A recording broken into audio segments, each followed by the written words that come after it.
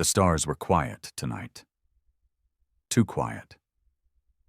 He sat alone in the command pod, boots locked into place, helmet off, staring through the reinforced viewport at the blank, black nothing stretching in every direction.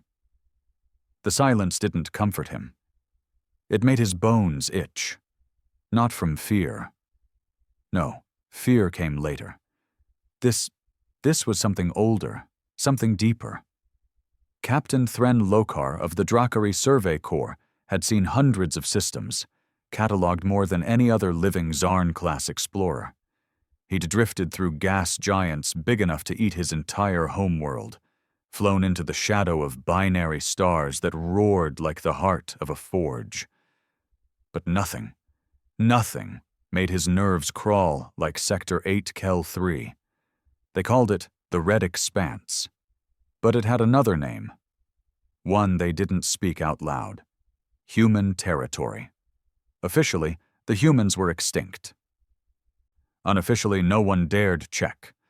Lokar was one of the few to ever cross the old lines. One of the fools, maybe. Or the brave. It didn't matter anymore. He keyed into the system. The ship's voice buzzed. Trajectory locked. Entering prohibited zone in 3, 2. A ripple passed through his stomach as the stars twisted. The hyperdrive disengaged, and the ship dropped into real space with a sudden thud, like slamming into the floor of a long-forgotten crypt. There was no warfleet waiting, no humans, no comms chatter, just a graveyard of machines, silent and massive, floating like gods struck down in battle. Dozens, no hundreds of human ships, all dead, all hollow. Scorched hulls, shattered reactors, twisted steel curled like bone.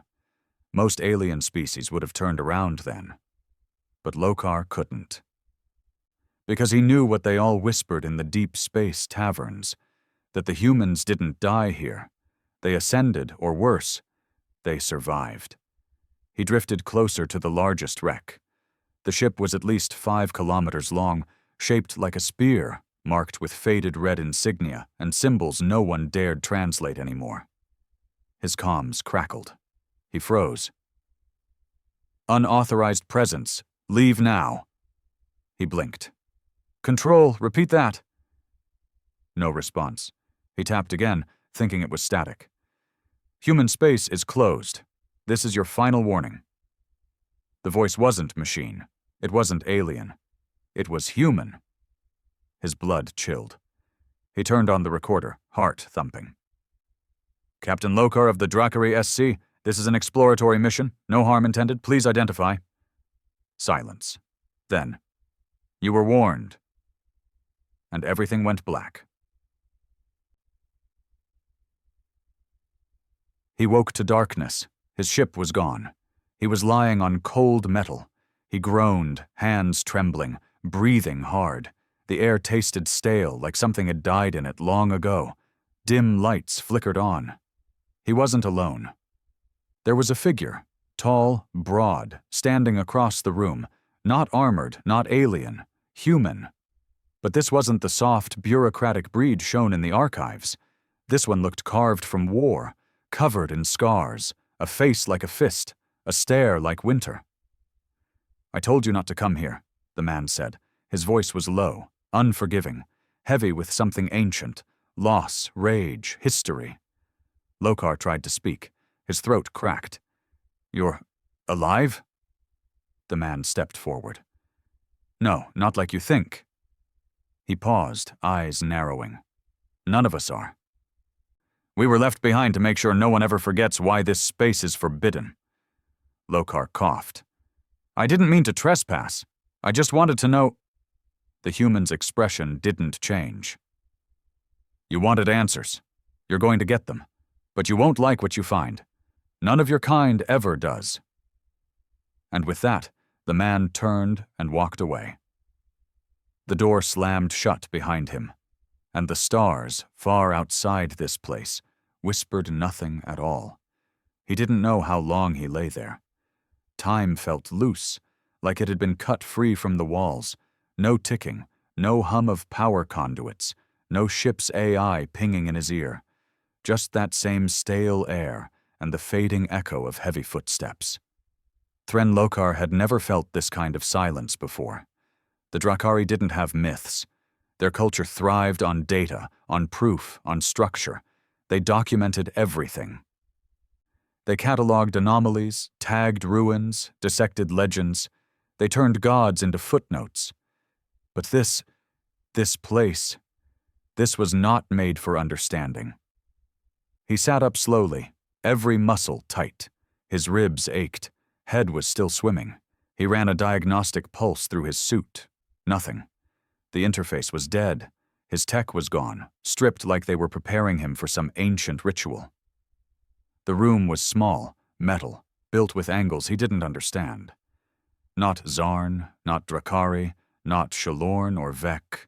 It was utilitarian. No symbols, no signs of comfort. But what struck him most was how old it felt. Not rusted, just ancient. Like it had existed before time was measured. He forced himself to his feet, pacing slowly. His boots echoed. One wall held a sealed hatch. No panel, no handle. Just a seamless slab of dark steel. "Anyone?" he called. Nothing. He wasn't afraid of death. He was afraid of being forgotten. The Drakari believed in legacy through discovery. What was a life if not an accumulation of revelations? He approached the hatch and pressed his palm against it. Cold, unyielding. He gritted his teeth, about to pound on it, when suddenly it hissed open. A man stood there again. The same one. Taller, up close. Maybe 2 meters, built like the kind of soldier who didn't train in simulators but carved survival into his skin. His eyes were cold, distant, sunken deep into sockets that held too many memories. A faint glow lined his collar. Nanotech, probably old Earth design. He stared at Lokar without blinking. "Follow me." It wasn't a request. Lokar hesitated, then obeyed. What else was there? They walked through a corridor lit only by dim red lines in the floor. No windows. The air got warmer the further they went, like the ship, or station, had a pulse. "How long have you been here?" Lokar asked. The man didn't turn. "Longer than your people have had spaceflight." "You're human," a slight nod. "I thought—" "You were told we were extinct," the man said flatly. "You were told a lot of things." Lokar frowned. "So what's the truth?" They stopped walking. The man turned, face hard. "The truth is what they buried. The truth is why this place is forbidden. You're standing in the graveyard of the most dangerous species the galaxy ever encountered." Lokar's mouth went dry. "And we didn't die out," the man added. "We left." "Left?" Lokar echoed. "Where?" "Farther than any alien empire ever dared to look." He gestured, and the wall slid open. A massive chamber unfolded in front of them. Lokar's breath caught. There were hundreds of cryopods, or something like them, lining the walls in perfect formation. Above, a domed ceiling shimmered with constellations, all warped slightly, distorted. He realized with a shock. These were star maps from a different time. The stars were younger. "This was our fallback," the man said quietly. "After the final war, after Earth was turned to glass, after the alliance of species decided humans were too dangerous to exist." Lokar turned toward him, stunned. "That's not in any records." "No," the man said bitterly, "because your records were written by the victors, or so they thought." He started walking again, and Lokar followed him down a grated path between the pods. They used every fleet they had. Drakari, Zarn, Velari, even the Skirn. They surrounded Earth. Told us to surrender or be wiped out. "And you fought?" The man's lip curled. "We didn't just fight. We reminded them why humans were feared in the first place." He stopped by one of the pods.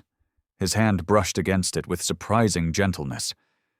You see, what none of them understood was that humans don't evolve through peace. We evolve through war. Every time they pushed us, we pushed harder. Every war made us smarter, crueler, better at surviving. Lokar stared at the pod. What's in these? The man looked at him. Us. You? The last generation of Warborn, the ones bred for the final stand. When Earth fell, a portion of us were ordered to disappear, to vanish. Sleep? Wait. For what? The man's eyes burned. For the galaxy to forget, and then remember. Lokar swallowed hard. That's why this sector is forbidden? The man nodded. They couldn't kill us all, so they made this place taboo, told every species to stay away, whispered about curses. Fear does the job better than guns. And you just stayed here? Until someone crossed the line. The words hung heavy. Lokar felt a chill. You've been waiting for someone like me. No, the man said. I've been waiting for someone like you to be stupid enough to bring others. Lokar's eyes widened. He took a step back. I didn't tell anyone. You didn't have to. The man tapped a panel on the wall.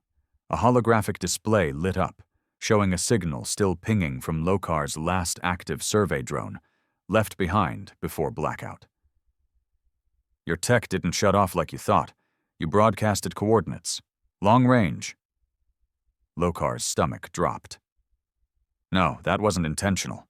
It doesn't matter, the man snapped. The beacon's out there, and now others will come. He turned back toward the chamber. Now we have a decision to make. Lokar followed slowly. What decision? The man faced him fully. Do we erase the signal, kill you, and go back to waiting? A pause. Or do we wake the others, and finish what we started? Lokar's pulse pounded. You can't seriously be thinking of... You think this galaxy deserves peace? The man growled. You think the Drakari and their little science fleets deserve safety after what they did to Earth? After they called us monsters, burned our home, erased our children from history? He slammed a fist into the railing. They feared us, so they tried to erase us, and now they've grown soft, fat, comfortable. You know how many species rule now? How many trade routes cross our old systems? Lokar was silent. They forgot, the man whispered, and that's the worst crime. They forgot what we were. He stepped forward, voice low. But you've seen, you've heard the whispers. Lokar clenched his jaw. If you bring war back... War never left, the man said. You just buried it under trade treaties and plasma grids. The silence that followed was suffocating. Lokar looked up at the cryopods again, each one filled with a soldier older than most stars, weapons no one had seen in centuries, minds shaped in the dark, built to end civilizations. And he understood. This wasn't a tomb. It was a trigger. The man walked to a control panel, hovered his hand over the interface. The screen flickered to life. System. Deep sleep cycle, 97.6%. Stable status. Standby command awaiting execution. The man looked at Lokar. You opened the door, he said simply. Now the stars will remember what happened here. Lokar stared at the panel, at the pods, at the weight of history pressing down on his lungs, and he knew he had just lit the fuse. The screen glowed in front of them, cold, waiting, silent. Lokar had seen war footage in archives, sure. He'd studied tactics and battles, run simulations with AI projections of historical human warfare. But this was different. This was real. This was war beneath the skin, something ancient and unrelenting. The man's hand hovered just above the control panel, fingers twitching slightly, as if muscle memory from centuries ago still remembered what came next. You don't have to do this, Lokar said, keeping his voice low, careful not to sound like he was begging. The man didn't look at him. I don't have to breathe either, he said flatly. But some things are instinct. Lokar took a step closer, his boots barely making a sound on the cold metal floor. Who are you? There was a pause, as if the man didn't want to answer, or maybe he was remembering whether he still deserved the name. They called me Rain. Lokar blinked. That's not in any record. Good, Rain said, eyes flicking toward him for the first time in minutes. That means I did my job right. Lokar studied him, brow furrowed. You were a commander? Rain gave a dry laugh. No, commanders gave orders. I was the one who made them real. The last war wasn't fought in lines and ranks. It was fought in the silence, shadows, burnt cities and broken planets. When it came time to bury us, they didn't bury soldiers. They buried ghosts. He turned back to the console. You think we forgot? Rain said. You think we forgave? Lokar swallowed hard. It's been over 300 cycles. Not to us, Rain snapped. Not to the ones who lived in cryo, not to the ones who remembered children screaming under orbital bombardment. Time doesn't erase war, it just dulls the knife. The chamber hummed softly. The cryopods above flickered with faint life, pulsing like sleeping giants about to wake. Lokar's eyes scanned the endless rows, dread coiling in his gut. You said you were waiting, Lokar said. Waiting for the galaxy to forget. But they haven't, not really. You've still got them scared. That's why this space is off limits. Rain grunted. Scared? Maybe. But scared of a myth. Not the truth. They made us legends so they could erase the guilt. The humans were monsters. We had to stop them. That's the line, right? Lokar didn't answer. Rain turned slowly, his expression carved from stone. Tell me something, Drakari. How many planets did your kind help burn during the final purge? Lokar's throat tightened. I wasn't alive. That's not what I asked. Lokar looked away. 5, he said quietly. My ancestors were part of the Cordic sweep. They assisted in cleansing 5 colonies during the war. Cleansing, Rain repeated with venom. Nice word. Sanitary, clean. Makes it sound like a dusting job instead of what it was. Genocide. Lokar didn't argue. You know what they did to our cities, Rain said, stepping forward. They didn't just kill soldiers. They targeted schools, hospitals, shelters. And when we retaliated, when we hit back, we were called inhuman, dangerous, worth exterminating. He stared into Lokar's eyes. They called it a purge. We called it a massacre, and when we refused to die quietly, they decided to lock us behind fear. Rain turned back to the console. The screen blinked softly, waiting for confirmation. And now, he muttered, the stars whisper again. Lokar stepped closer, voice calm but urgent. You press that button, and they won't whisper anymore. They'll scream. The entire galaxy will see it as proof that humans were never safe to begin with. Good, Rain said coldly. Lokar gritted his teeth. You think you'll win? Rain didn't answer right away. He stared at the blinking cursor like it was a gun barrel aimed at the future. We don't need to win, he said finally. We just need them to remember why they lost sleep when they saw a human warship in orbit. Lokar felt anger rising, not rage, but that slow, helpless kind of fury that comes when you know you're not just witnessing history, you're being swallowed by it. There's another way, he said. Rain laughed without humor. There was another way, before the bombardments, before the betrayal, before they turned our sun red with blood. Lokar looked around the chamber again. Why didn't you rebuild, reclaim? You had the tech, you had the warriors. Rain glanced over his shoulder. You don't rebuild from ashes, he said. You bury them, you wait, and then when the fire is needed again, you rise. He lifted his hand. Initiate wake cycle. Waishartu. Lokar stepped forward. Stop. Rain hesitated. You want vengeance, Lokar said. I get it. Hell, you probably deserve it. But the ones who burned your world, most of them are dead. Long gone. Species have changed. Borders shifted. We're not the ones who did this. Rain turned, voice hard. No, you're the ones benefiting from it.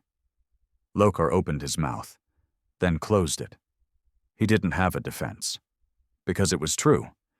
His people did grow rich trading along routes paved with the bones of lost worlds. They did pass down security bought with extermination. Rain stepped closer. Let me ask you something, Explorer. What would your people do if we returned? Lokar didn't answer. Rain pressed on. Would they welcome us? Apologize? Offer peace treaties? Lokar looked up. No, he said quietly. They'd panic, rally fleets, probably strike preemptively. Exactly, Rain whispered, because deep down they remember, even if they lie to themselves, even if they teach a sanitized version in schools. They remember what we did the last time we were provoked. He raised his hand again. Lokar didn't know what made him do it. Fear, desperation, instinct. But he lunged. His shoulder slammed into Rain's side, knocking the older man back. They hit the floor hard. The console beeped wildly. Rain rolled fast, surprisingly fast for someone just out of cryo. His elbow cracked into Lokar's jaw. Lokar grunted, twisted, grabbed the man's arm, and drove a knee upward. They grappled in silence. No screams, no threats. Just two men, ancient hatred between them, sweat and pain and survival fighting to decide what the future would look like. Rain broke free, blood on his lip. He stood slowly, chest heaving. Lokar was on one knee, eyes burning. You think stopping me now matters? Rain growled. The signal's already out there, and they'll come. Curiosity always wins. And when they do, when they come poking around, thinking the myth is dead? He tapped the side of his head. We'll wake anyway. He walked to the console and punched a code. The screen blinked. Wake cycle. Delayed. Locked admin override required. Rain turned. You stalled it, he said. Lokar nodded. Long enough. For what? There was a low rumble beneath them, deep, distant, rising like a heartbeat. Lokar smiled grimly. For them to realize their mistake. Rain stiffened. What did you do? I may not have had weapons, Lokar said, standing slowly, but I wasn't the only one monitoring this sector. My disappearance triggered a relay, one that would ping the Drakari High Defense Council if I didn't check in within 36 hours. Rain's expression darkened. You brought them here? No, Lokar said. You did, when you didn't destroy my ship's AI properly, when you let my beacon ping just long enough. The chamber lights dimmed. A new sound, not machines waking, but ships arriving. Rain looked toward the ceiling. They're here. Lokar nodded. Yeah, and now they know the whispers were true. Rain stared at him. You're not a scientist, not really. You came here to provoke this. Lokar's eyes hardened. I came here to find out if the nightmare was real, and to make sure the galaxy never makes the same mistake again. They stood there in silence. The air trembled. Outside, hundreds of vessels emerged from warp. Drakari, Zarn, Velari, each one aiming weapons at the void, ready for the second war. Rain turned back to the console. His hands hovered. You know what happens next? He asked. Lokar nodded. We wake them anyway. The lights above flickered again. Not with failure, but with purpose, a signal traveling through veins of forgotten technology buried beneath metal skin. From the walls, the hum deepened into a low vibration that pressed into bones and blood. The cryopods pulsed brighter. The slumbering warborn stirred. Rain stood by the console, his face cast in the pale blue light of the terminal screen, watching data stream across it like the final words of a civilization long buried. He didn't look at Lokar. Not yet. Outside, unseen but undeniably near, hundreds of Drakari warships began to take formation. They moved with the precision of a fleet trained for cold efficiency, sleek black hulls forming an orbital cage around the sector. No message came from them. Not yet. No shots fired. But silence in the face of fear was rarely mercy. "They brought everything," Rain muttered, almost with amusement. "I see the Drakari haven't changed much, still overcompensating with their fleets." Lokar wiped blood from his lip, keeping distance now, breathing hard but steady. "You were hoping they'd come, weren't you?" Rain didn't answer immediately. He was reading something on the screen. His eyes scanned faster, lips moving slightly, as if the language of old Earth still lived behind his tongue. "Hope is for civilians," he said at last. "I knew they would come. Fear always calls to fire." Lokar took a cautious step forward. "Then what are we doing here, Rain? If you wanted to restart a war, you've got your chance. They're up there. You could wake your army and go out in a blaze of vengeance, but you haven't." "Why not?" The question hung like a blade between them. Rain looked up, eyes suddenly unreadable. "Because it's not enough." Lokar blinked. "Not enough?" "I didn't come back to fight," Rain said. "I came back to remind, to hold a mirror to the species that thought it was civilized after wiping out an entire planet." He tapped a command, and a portion of the wall beside them slid open. Lokar flinched, hand instinctively reaching for a weapon he no longer had. But no soldiers emerged, no drones, just a table, a simple steel slab. On it rested a thin device, almost ceremonial. "What is that?" Lokar asked. Rain walked toward it. "This is everything," he said. "The records they tried to erase, the true history, not the archived lies your kind teaches. The logs from Earth's last stand, civilian transmissions, orbital black box footage, ground footage from the glassing of the southern hemisphere." He picked up the device carefully. "The truth," Rain said, "and I'm going to give it to them." Lokar narrowed his eyes. "You're bluffing. You're going to broadcast it." "To every ship above," Rain said. "And not just them. This station still has a long-range pulse array buried in its core. The moment I send this, the message will echo through every comm relay within 2,000 light-years. Everyone will know what really happened, what was done, who did it." Lokar felt his chest tighten. "You want them to feel guilt?" "I want them to feel what we felt when the sky burned," Rain said coldly. A small vibration passed under their feet. The station was waking faster now, old systems roaring back to life, not all of them friendly. "You think they'll believe you?" Lokar asked. "They'll see it, and they'll know," Rain replied. "Even if they lie out loud, the truth will live under their skin." Lokar paused. "And then what?" Rain gave a small, bitter smile. "Then I give them a choice. Leave this sector, forever. Seal it again, not in fear of legends, but in shame of truth, or they try to take it. And you're ready if they do." "I'm always ready." Silence stretched between them. The weight of centuries balanced on the edge of a dying man's plan and a younger one's hesitation. Above, the Drakari fleet began to hail the station. Rain walked to the center of the chamber and gestured. A projection shimmered to life, a full 3D map of the surrounding space. Lokar recognized the Drakari destroyers first, then the Velari heavies. A few Zarn stealth units pinged on the edges. It wasn't a fleet. It was an armada. Rain looked over at him. "You want to speak for them?" he asked. "You want to beg for peace, Lokar? Then go ahead. Let's see what they have to say." Lokar hesitated, then nodded. "I will." He stepped toward the console and activated the comm. A blinking icon showed a direct channel to the flagship. Drakari High Command, Lokar said clearly. This is Captain Thran Lokar of the SC survey vessel Winds here, speaking from within the human zone. I am alive. I repeat, I am alive. I am in contact with a survivor. There was a long pause. Then a voice crackled through. Captain Lokar, this is Admiral Neth Thoron.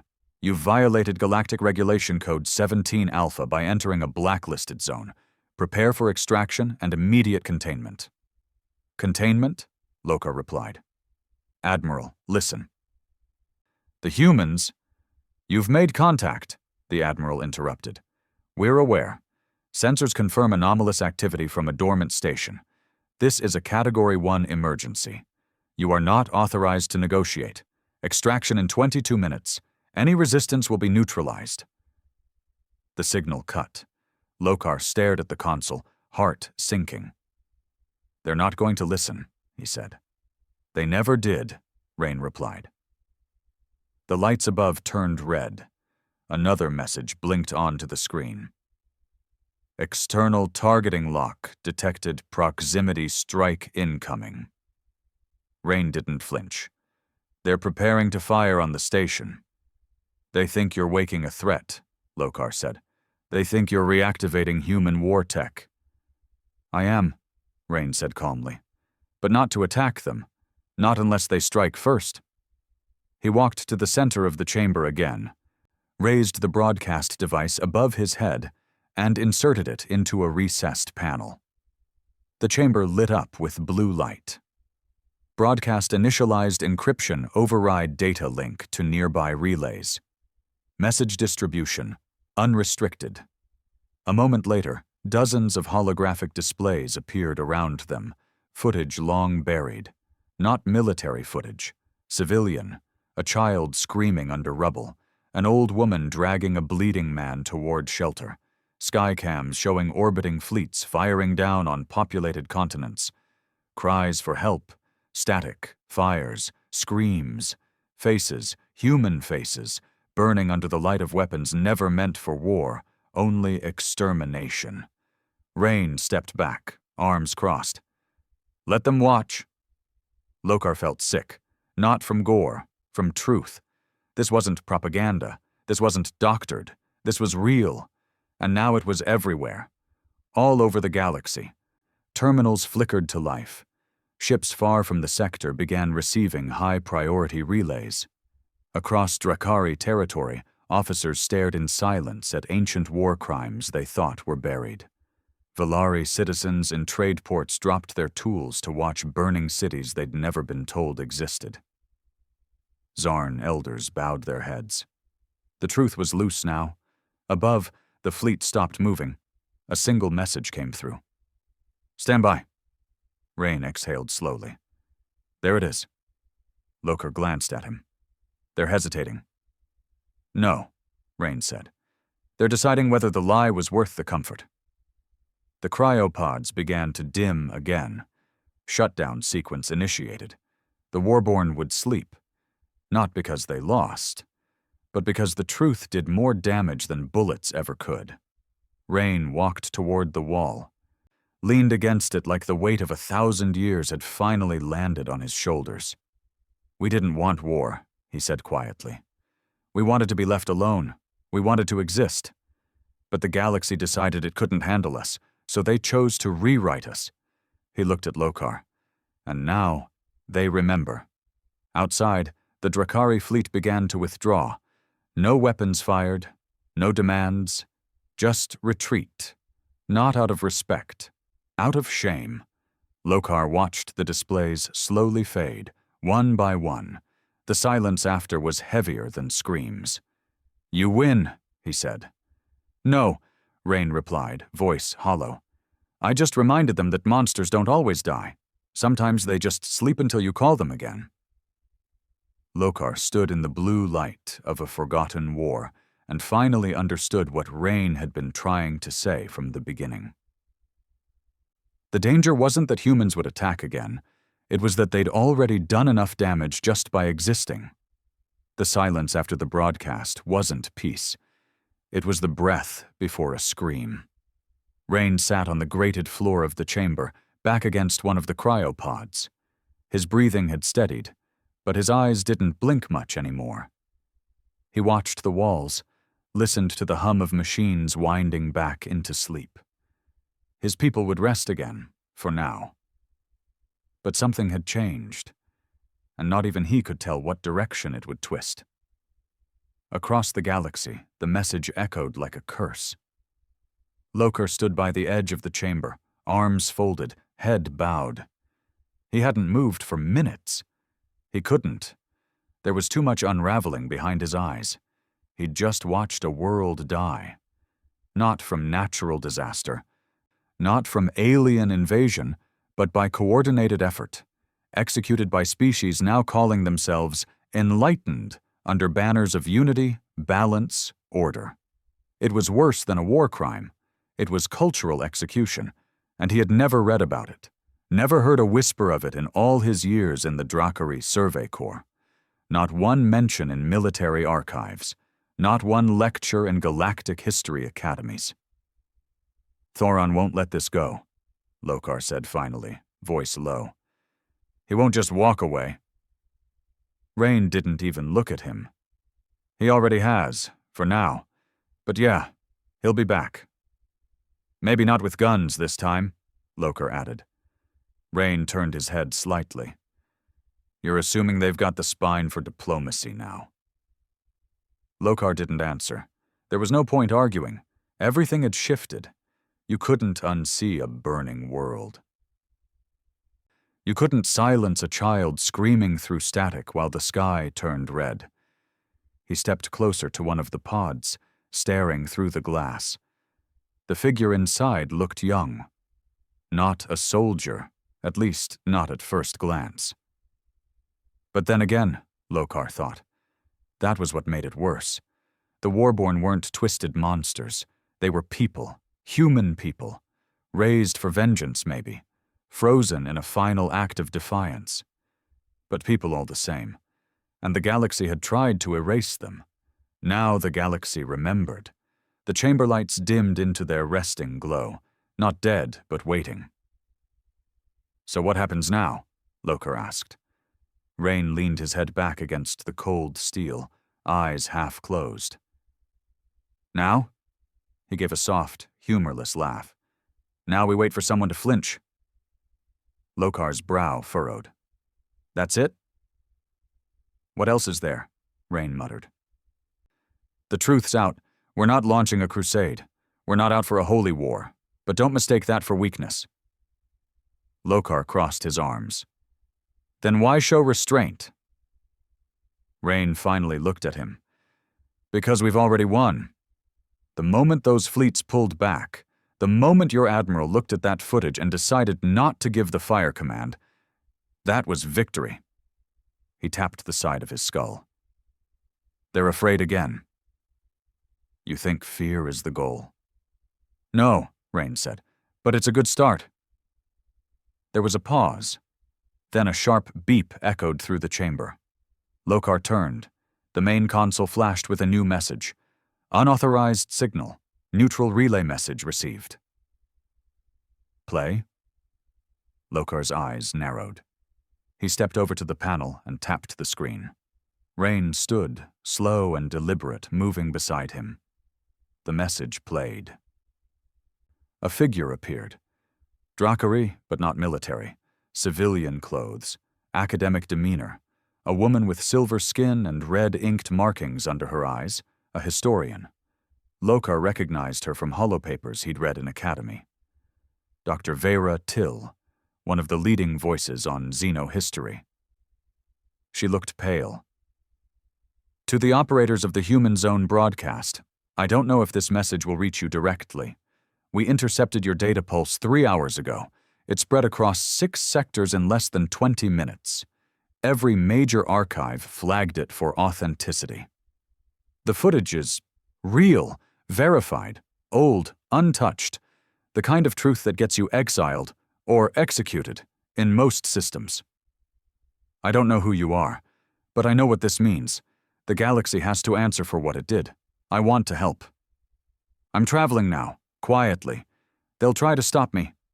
But I'll find a way through. I'll bring the ones who still believe in justice. The real kind. If you'll talk. This isn't a threat. It's a plea. Don't vanish again. Don't leave us with just ghosts and whispers. The message ended. Lokar stared at the screen. Rain said nothing at first. Then, "She's brave." "She's Drakari," Lokar said. "So are executioners." They fell into silence again, but this time it felt different. Something had shifted, subtly, but undeniably. "You'll meet with her?" Lokar asked. Rain shrugged. "If she makes it through the net, most won't." Lokar hesitated. "You want my help?" Rain raised an eyebrow. "Do I look like I trust easily?" "No," Lokar said. "But you're not stupid. You know if they try to erase this again, they'll send more than diplomats. They'll send black ops. Or worse." "They already have," Rain muttered. Lokar stiffened. "What?" Rain walked toward a side door, hand on a sensor. The metal slid open to reveal a narrow hall, darker than the others. Rust lingered here. Dust. Age. But there were signs of recent movement, prints, bent panels, a trail of disturbance that hadn't settled yet. "Someone else came through here before you," Rain said. "Weeks ago, maybe longer. Found part of our systems before I got back. Tried to decrypt them. Maybe to steal, maybe to destroy. Hard to say." "From where?" "Unknown," Rain replied. "They didn't leave ID tags, but they moved like people trained in quiet work. Professional. Efficient." "You think they're still here?" "I think they left a back door." Lokar felt the chill return. "You think this isn't over?" Rain turned, dead-eyed. "This?" He waved a hand at the chamber. "This was the opening shot, the first truth bomb, but the real war hasn't started." Lokar nodded slowly. "Then we need to prepare." Rain smiled faintly. "That was the plan all along."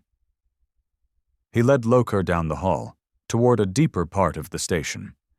As they walked, Lokar noticed the air growing colder, the walls thicker, more reinforced, not like a facility, like a bunker, a final fallback. The deeper they went, the clearer it became. This place wasn't just a relic. It was a bastion, a fortress carved into the heart of forbidden space, and it wasn't finished sleeping yet. "What is this place, really?" Lokar asked. Rain answered without looking back. "This is the scar they couldn't heal, the reminder they couldn't erase.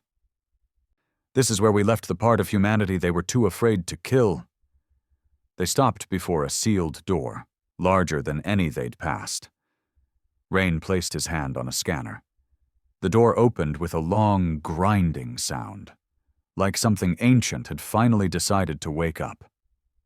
Inside was an armory, not just weapons, ideas, strategies, maps, counter-intel, the legacy of Earth's final resistance. And at the far end of the room, resting under layers of protection, a pod, different from the others. Sleeker, marked with insignias even Lokar didn't recognize. Rain approached it slowly. "This one didn't sleep with the others," he said. "Too dangerous." Lokar frowned. "Who is it?" Rain looked over his shoulder. "The one they fear the most." And with a hiss of steam, the pod began to open. The hiss of the pod's seal cracked through the still air like thunder in a church. Lokar instinctively stepped back. Steam poured out from the pod's edges as ancient hydraulics hissed to life. Rain didn't flinch. He stood close. Too close, in Lokar's opinion, watching, waiting, jaw clenched tight like a man confronting a memory he'd tried to forget. "What is this?" Lokar asked, voice tight. "Who's inside?" Rain didn't answer immediately. His eyes were locked on the interior of the pod, the soft light now illuminating the occupant. Lokar stepped forward cautiously. Inside lay a man, mid-30s in appearance, muscular but lean, his skin pale from centuries of cryo. There was a jagged scar running down his left cheek, though Lokar could tell it hadn't been made by any standard blade. The man's chest slowly began to rise and fall, breath returning like the crawl of a storm. Rain murmured under his breath. He's still intact, still breathing. Lokar's pulse jumped. You said this one didn't sleep with the rest. He didn't, Rain said. He wasn't meant to. Lokar turned to him. Then why was he here? Because even among us, Rain said quietly, some were worse. The pod lights flickered, and with a final sigh of pressure release, the lid slid open fully. The man inside opened his eyes. They weren't glassy or disoriented. They were sharp, locked, immediately aware, the kind of eyes that didn't forget anything, even in sleep. Lokar met them briefly, and regretted it. He felt seen, like this man had already read him, dissected him, figured out where to break him if needed. The man sat up slowly, cracking his neck. How long? He asked, voice deep, hoarse. 312 cycles, Rain replied. The man turned to look at him. Recognition flared. You brought me back. I didn't have a choice, Rain said. It started again. The man stood, fully upright now, towering slightly over Rain, his frame lean but predatory. The kind of man who didn't need an army. He was the weapon. Who's this? The man asked, nodding toward Lokar. Drakari explorer, Rain replied. He crossed the line, helped delay the purge. The man studied Lokar in silence. Lokar met his gaze again, resisting the urge to look away. Something in him, pride maybe or stupidity, refused to flinch. You believe in peace? The man asked. I believe in truth, Lokar replied, and the cost of pretending it doesn't matter. The man smirked, but it was empty. That'll get you killed quicker than most lies. He looked back to Rain. You send the broadcast? Yes. Response? Silence. Fear. One historian reached out. The rest, they're watching. The man cracked his knuckles. Good. They should watch. They should watch everything. Lokar finally spoke. You've got a name? The man turned, giving him a long stare. I had one. Lokar waited. After a moment, the man said simply, They used to call me Wraith. Lokar frowned. That's not a name, that's a title, Rain said. One he earned. Wraith began walking the perimeter of the chamber, taking in the cryopods, the dimmed lights, the empty silence. His boots echoed softly, like each step marked time ticking down. You shouldn't have woken me, he said finally. This wasn't supposed to be my war. It still isn't, Rain said. Wraith stopped. Is it not? He gestured around. Because I see them sleeping. I see the armada up there. I see Drakari fleets twitching to press the launch key. I see betrayal again. We haven't fired a shot, Lokar said. Wraith turned sharply. You erased our history. You sterilized our extinction into doctrine. And now, you come here with empty hands asking for explanations like none of that happened. I didn't write that history, Lokar replied. But you benefited from it, Wraith growled. All of you did. Trade routes, safe spaceways, expansion into former Earth colonies. Your species bathed in our ashes and called it progress. Lokar didn't argue. There was nothing to say that would hold up under the weight of centuries of silence. Rain stepped between them. He's not the enemy, Wraith. He helped stall the assault. Helped get the message out. Wraith's eyes narrowed. You trust him? No, Rain said, but I trust his fear. It's honest. Wraith's gaze shifted again. Fear isn't enough. He walked back toward the central terminal, tapping a few commands. The screen blinked to life. Star charts appeared. Movement patterns. Signals. a web of transmissions still bouncing across the galaxy in response to the human broadcast. He zoomed in. "There," he said, pointing. "That's the wormhole relay path, the Drakari signal jump. That's how they're going to bring in reinforcements. They're stalling, not because they're retreating, because they're gathering." Lokar frowned. "You don't know that."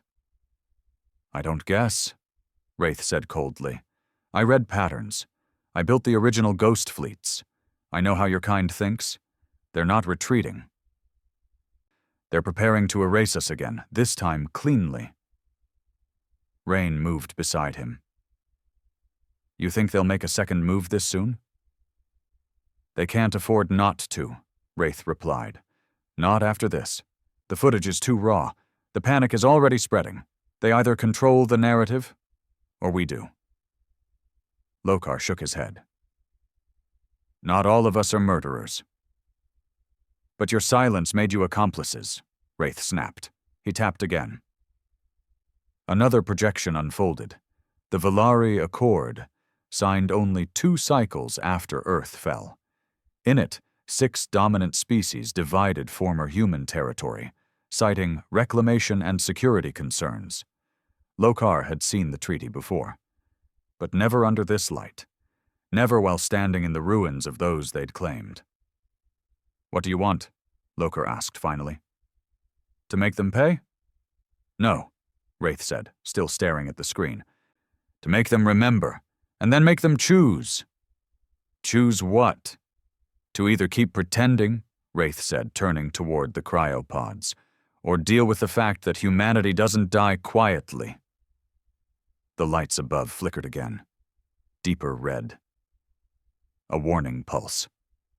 Lokar turned to Rain. "What is that?" "Proximity breach," Rain said. "Someone's coming in close, not Drakari, no transponder." "Cloaked?" "Likely." Wraith smiled. "They're coming to erase the message at the source." Lokar's jaw clenched. "How many?" Rain looked at the data feed. "One ship, small, but it's heading straight for the station's core relay." "A team," Wraith said. "Fast, specialized, probably Black Ops, not official. They'll try to disable the station and wipe all remaining copies." "Can we stop them?" Lokar asked. Wraith was already moving. "We don't stop them. We show them what they came looking for." He walked to a nearby case and cracked it open. Inside was a weapon, sleek, matte black, and wicked. It didn't hum. It didn't glow. It simply existed with purpose. Rain followed, arming himself as well. Lokar stared at them. "I'm not a soldier." "No," Rain said, tossing him a sidearm. "But you're here now." The air changed before the station sensors even confirmed the breach. It was instinct, the old kind, born before planets were named or fleets were formed. Lokar felt it in his bones, a pressure, a tension, like the walls themselves were holding their breath. The console flashed red. "Warning, internal perimeter breach. Sector 3, unauthorized presence detected countermeasures." Offline. Rain glanced at Wraith. "They got in fast." "They didn't come to talk," Wraith said, already moving. His rifle slung low across his chest, boots making no noise as he stalked toward the exit corridor. Lokar followed, slower, his grip unsure on the sidearm Rain had tossed him. He hated the feel of it, not because it was human tech, but because it felt comfortable in his hand. Like violence had always waited somewhere behind his science. They moved as a unit. Rain took point, Wraith flanking left, Lokar trailing behind, eyes darting. The station's old defense system, if it ever worked, was silent. The invaders had bypassed it, likely years ago. This wasn't a mission. It was a cleansing. Measured, surgical. The kind of operation you send not to kill people, but to erase ideas. They reached the first junction. A thin mist drifted through the corridor, coolant leak from somewhere above. Footprints marked the floor. Black-suited boots. Heavy, military. 6 pairs. Minimum. Wraith knelt by the edge of the path. He dipped 2 fingers into a smear of grease near the wall. "Valari composite boots," he murmured. "Not Drakari. Hired hands." Lokar frowned. "Why would the Valari care about this?" Rain responded first. "Because half of old Earth's colonies are now under their cultural reclamation programs. They have more to lose from the truth than anyone." Wraith looked at him, and more to gain by silencing it. He stood and motioned left. "They'll hit the relay node first, kill the main power, then clean the cryo vault."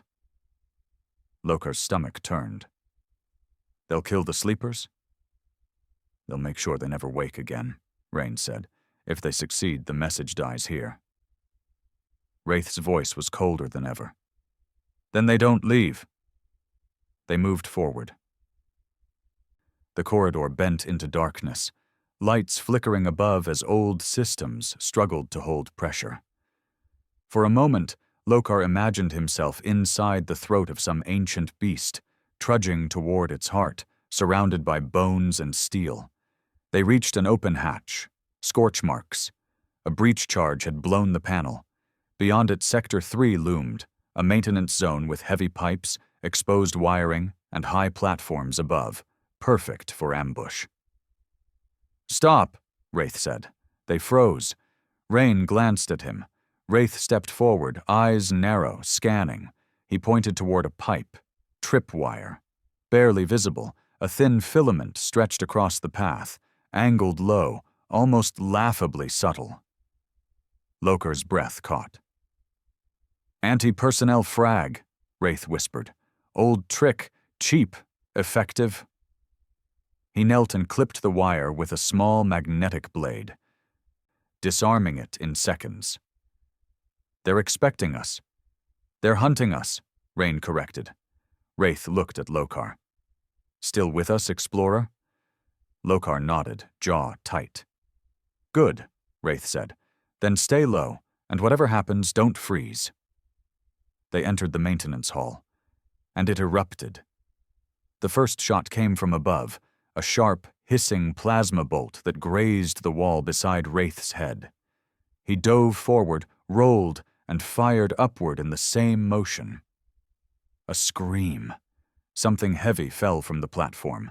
Rain ducked behind a pipe, returned fire toward the shadows. Lokar hit the floor, gasping. Another bolt tore past. Metal sizzled. A pipe burst near his shoulder, spraying steam. He scrambled, heart hammering, barely aware of where the enemy even was. Wraith was already gone, moving like smoke between obstacles, his rifle barking short. Brutal shots. No bursts, no spray. Every pull of the trigger meant someone died. The air filled with shouts in Valari. Lokar recognized tactical terms. They were trying to flank. Wraith dropped one, then another. Both shots center mass. Rain barked, "2 on the upper platform, right side!" Lokar turned, saw movement, fired. The shot missed. The return didn't. A bolt slammed into the wall beside him, sparks exploding in his face. He fell back, coughing. Wraith vaulted up a ladder, didn't use a second shot, just grabbed the man and threw him down. The scream ended in a sickening crunch. Rain moved beside Lokar. "You hit?" "No," Lokar gasped. "I'm fine." "You sure?" Lokar nodded, shakily rising. "Yeah," Rain grunted. "Good, because we're not done." Suddenly a sharp whine filled the air. "EMP charge!" Wraith shouted. Too late. It detonated mid-air, a white pulse that knocked out the lights, fried local power, and turned every system in a 50-meter radius to slag. Lokar's suit shut down. His visor dimmed. He dropped his weapon. Cold, dead, useless. Darkness swallowed the hall. Then came the sound of boots, close. Wraith moved like a ghost. Lokar couldn't see him anymore, but he could hear. The thump of a body hitting metal, the gurgle of a crushed throat, the scrape of a weapon sliding across the floor. A beam of red light flickered through the dark. Rain grabbed Lokar's shoulder, yanked him down behind cover. A voice echoed, "Valari, your history dies here. Surrender now." Silence. Then Wraith's voice, quiet, unshaken. "You first."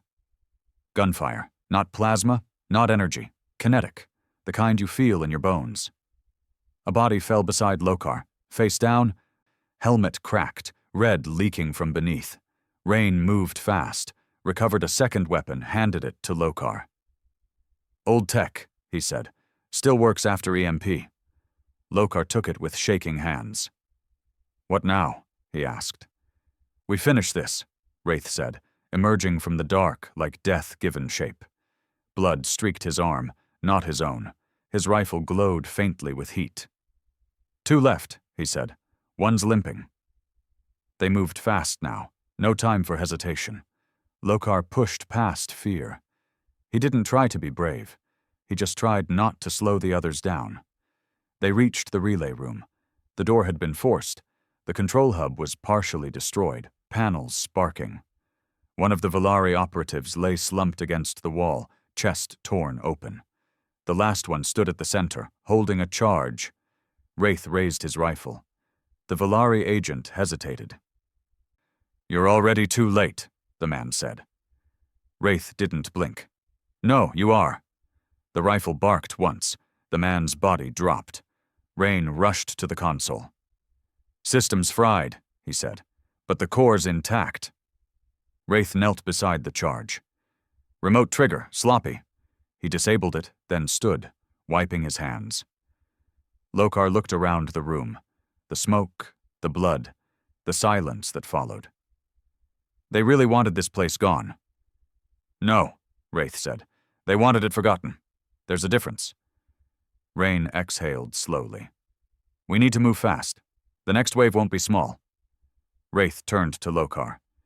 "You still with us, Explorer?" Lokar nodded. His hands were shaking, but his voice didn't crack. "Yes." Wraith looked at him, really looked, and for the first time nodded with something close to respect.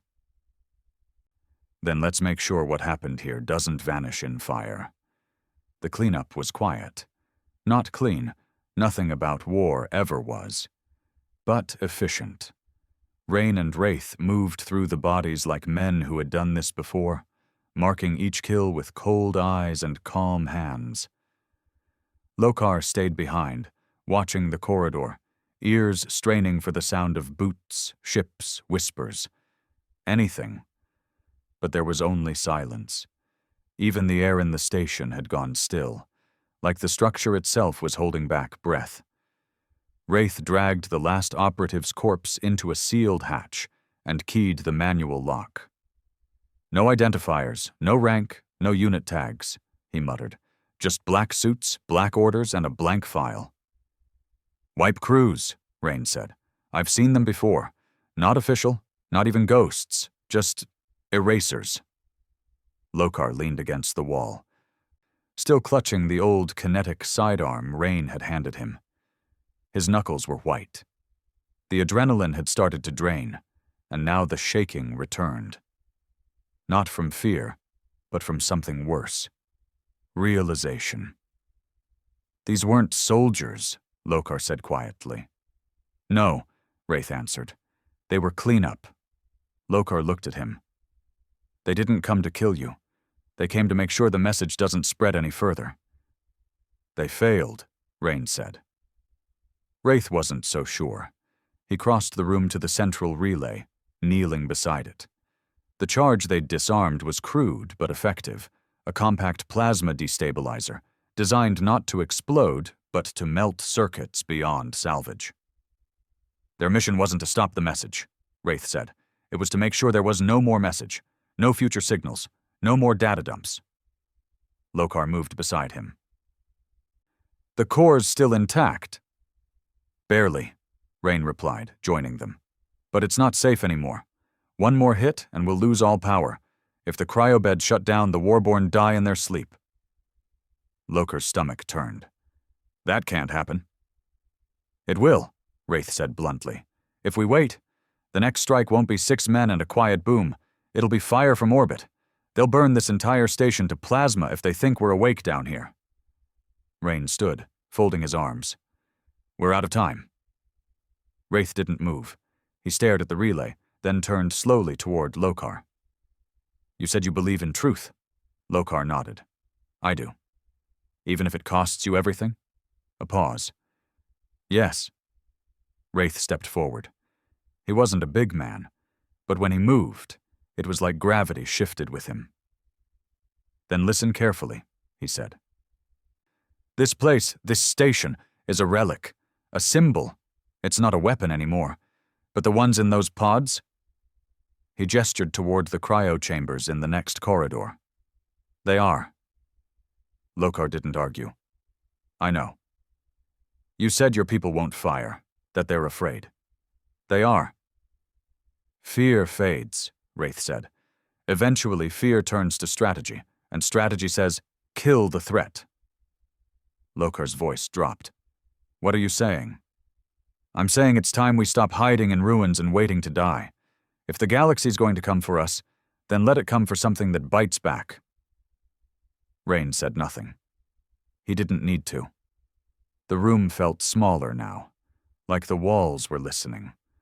Lokar looked between them. You want to wake them? Wraith nodded. They've slept long enough. That wasn't the plan. It was always the plan, Wraith said. You just didn't know it yet. Lokar took a step back. You wake them, he said slowly, and you don't just restart a war. You end every single chance we've got to fix this with dialogue. You erase the bridge before it's even built. There was never a bridge, Wraith growled. There was only a grave. Rain finally spoke. He's not wrong, Lokar. We were never meant to live. The galaxy made that choice when they signed the Purge Accords. And this is justice? Lokar asked. Waking up an army of the dead to finish what the living couldn't?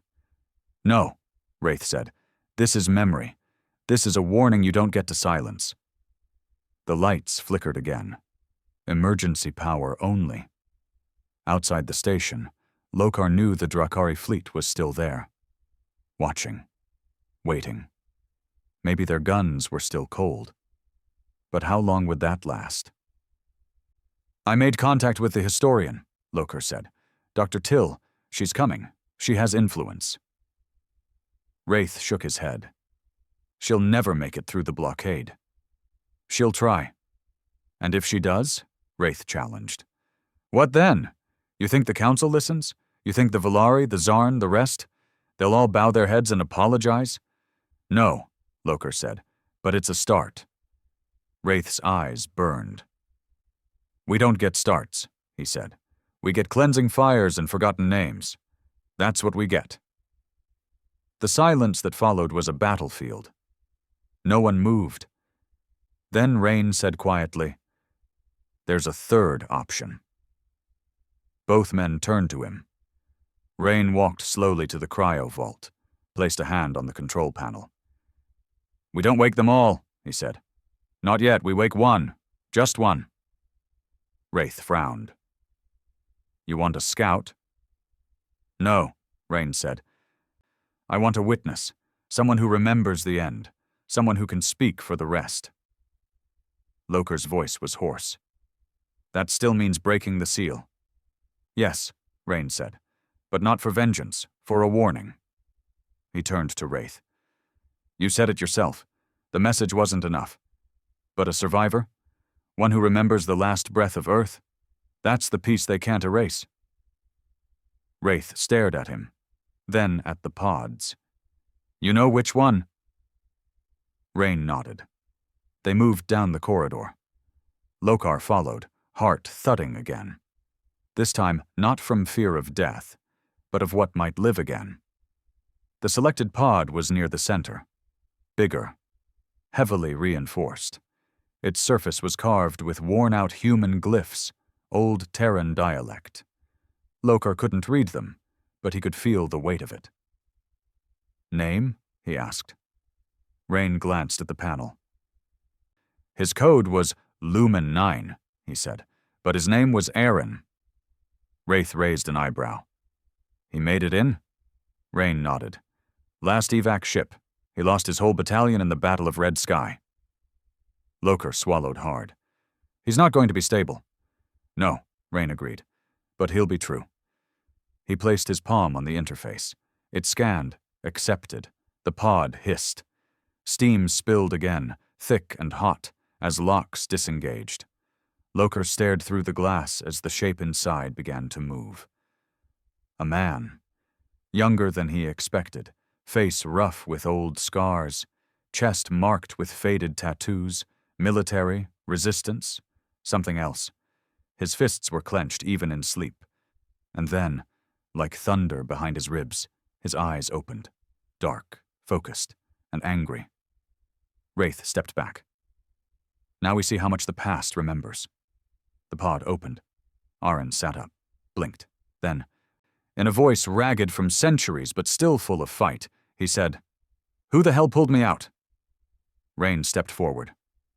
"Welcome back." Aaron looked around. "Where are the others?" "Still sleeping." Aaron's fists curled. "Why am I awake?" Rain didn't flinch. "Because they're coming. Again." Aaron's jaw tightened, and slowly, a dark smile cut across his face. "Then let's remind them why they ran the first time." Aaron's first breath was fire. His lungs burned like they'd been filled with ash and gunpowder.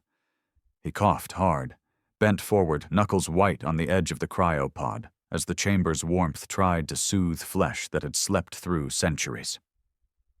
"Easy," Rain said, standing close. "Let your senses catch up." Aaron ignored him. His eyes scanned the room. No softness, no trust, just calculation. The kind of look that came from men who'd watched worlds die and lived to tell the worst parts. He spotted Lokar last, the only non-human in the room, and his jaw tensed immediately. "Who the hell is that?" he rasped. Rain answered before Lokar could speak. "Drakari Explorer. Not an enemy, for now." "For now?" Aaron echoed, climbing fully out of the pod. He was shirtless, feet bare on cold metal, but the power in his body was unmistakable, like a coiled wire stretched too tight.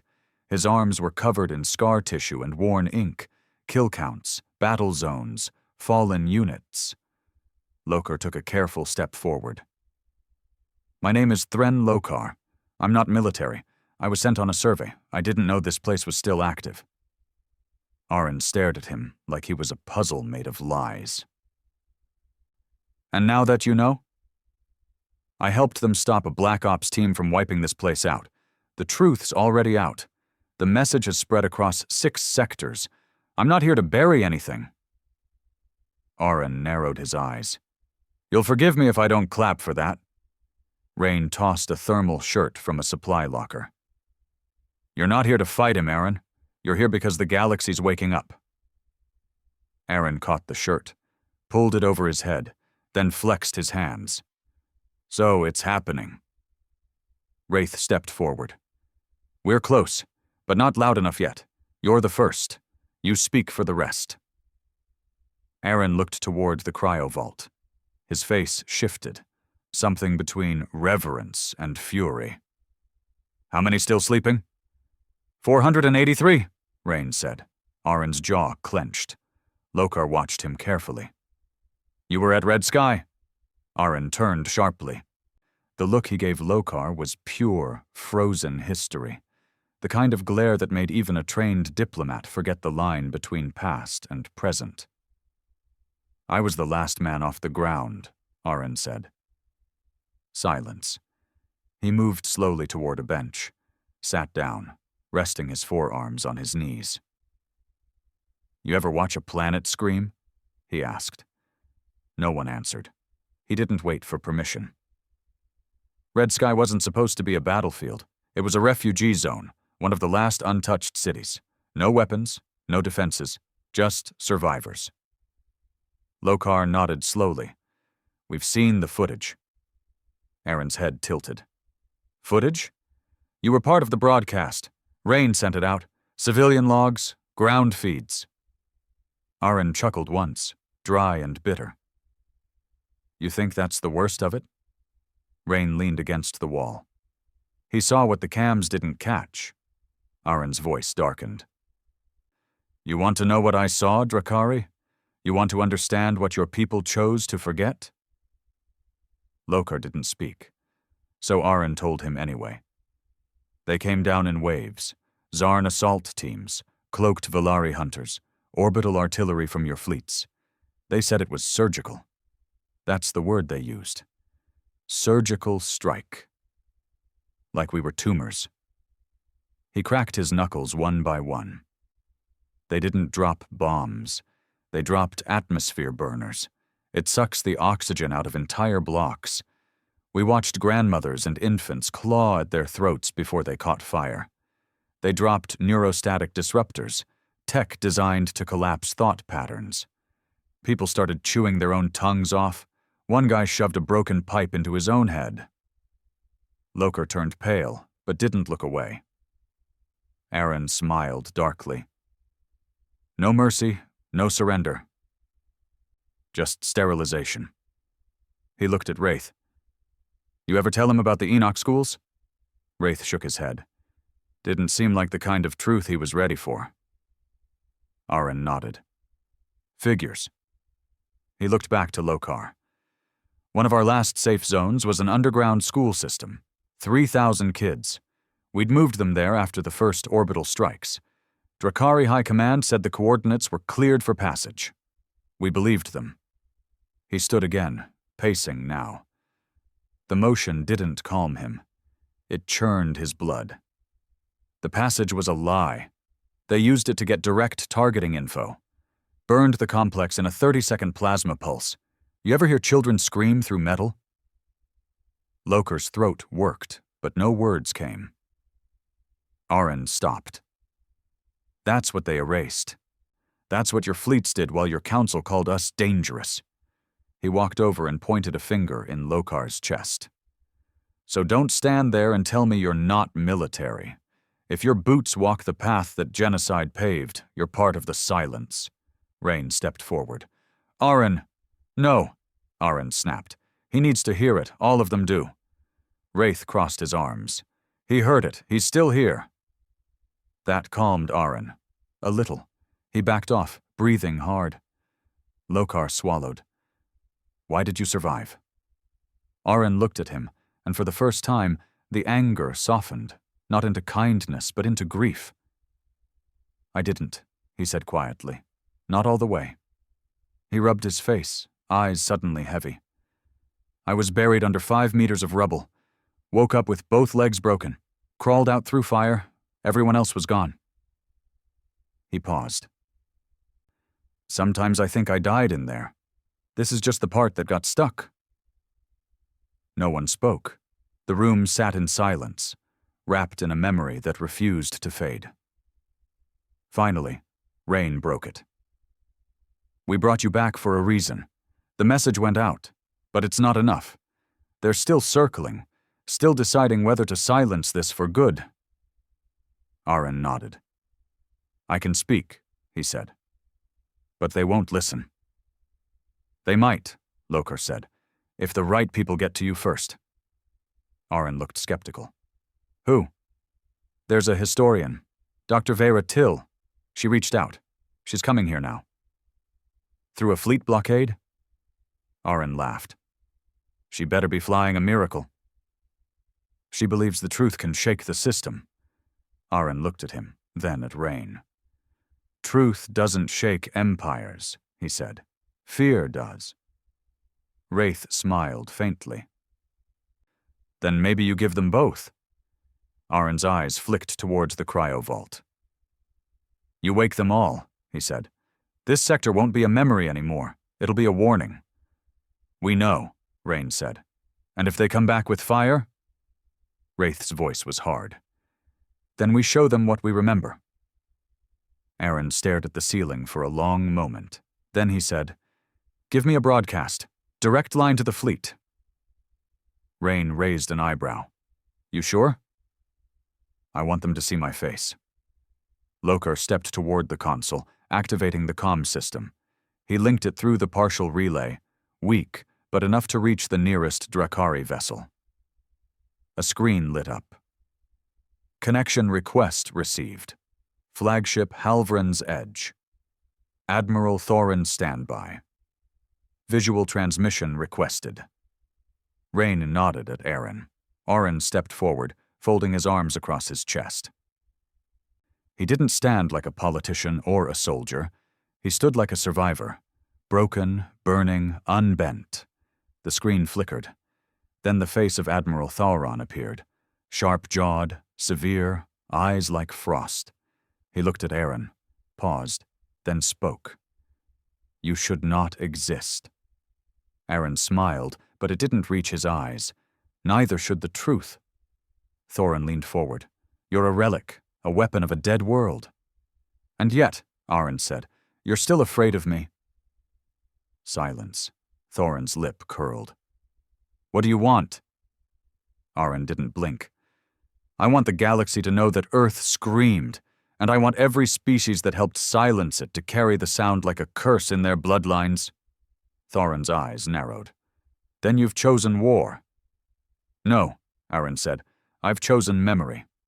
He leaned forward. "And that's always been more dangerous."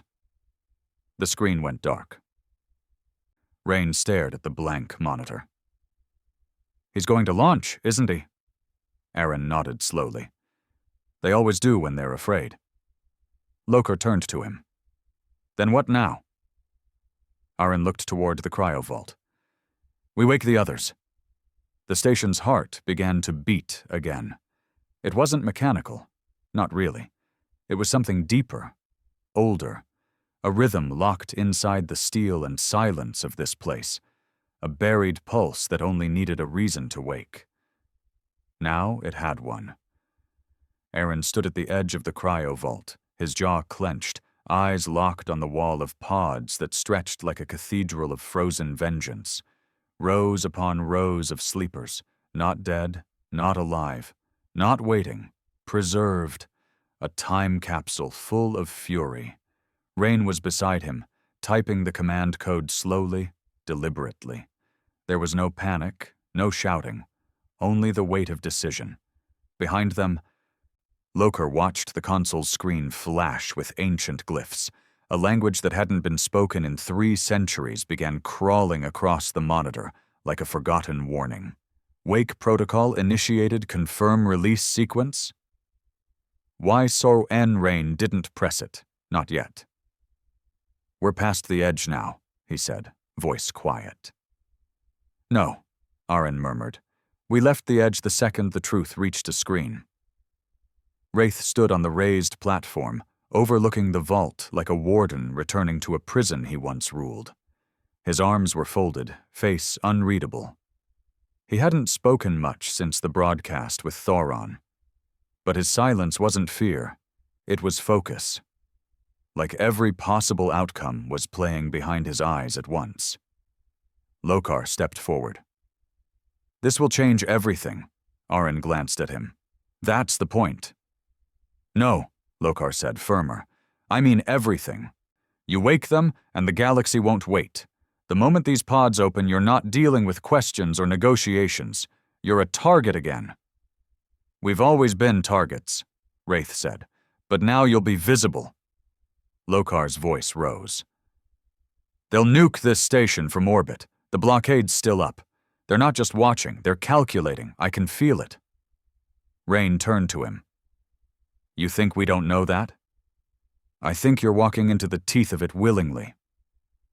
Wraith finally moved. He came down the steps slowly and stood in front of Lokar, eyes hard. "You want to stop this?"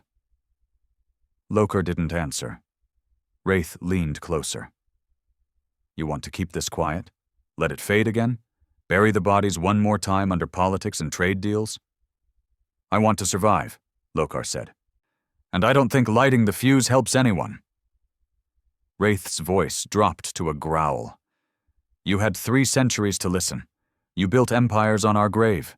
You taught your children we were beasts and made silence a religion." Aaron stepped between them. He's not wrong, Wraith, but it's too late now. Rain's finger hovered above the key. You sure about this? He asked Aaron. Aaron didn't hesitate. Yes. Rain pressed it. The console glowed red. Sequence confirmed, wake cycle engaged stasis fluid. Draining core temp rising subjects. 483. Status waking the vault came alive. It started with a hum, then a vibration through the floor.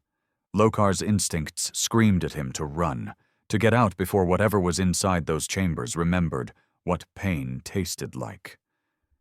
But he stayed. One by one, the pods began to hiss, releasing steam, draining fluid that hadn't seen light in centuries. The walls turned gold from internal lights, pulsing with increasing intensity. Aaron exhaled slowly. His hands clenched and unclenched, like a man preparing to face a family reunion made entirely of ghosts. The first pod cracked open. Inside was a woman, lean, sharp-eyed, with half her scalp tattooed in old earth glyphs. She gasped as air hit her lungs, coughing violently, then snarled as if instinct told her she was still in battle. Aaron stepped forward, held her by the shoulders. It's over, he whispered. You're safe. You're home. She looked at him, blinked, then said, Aaron?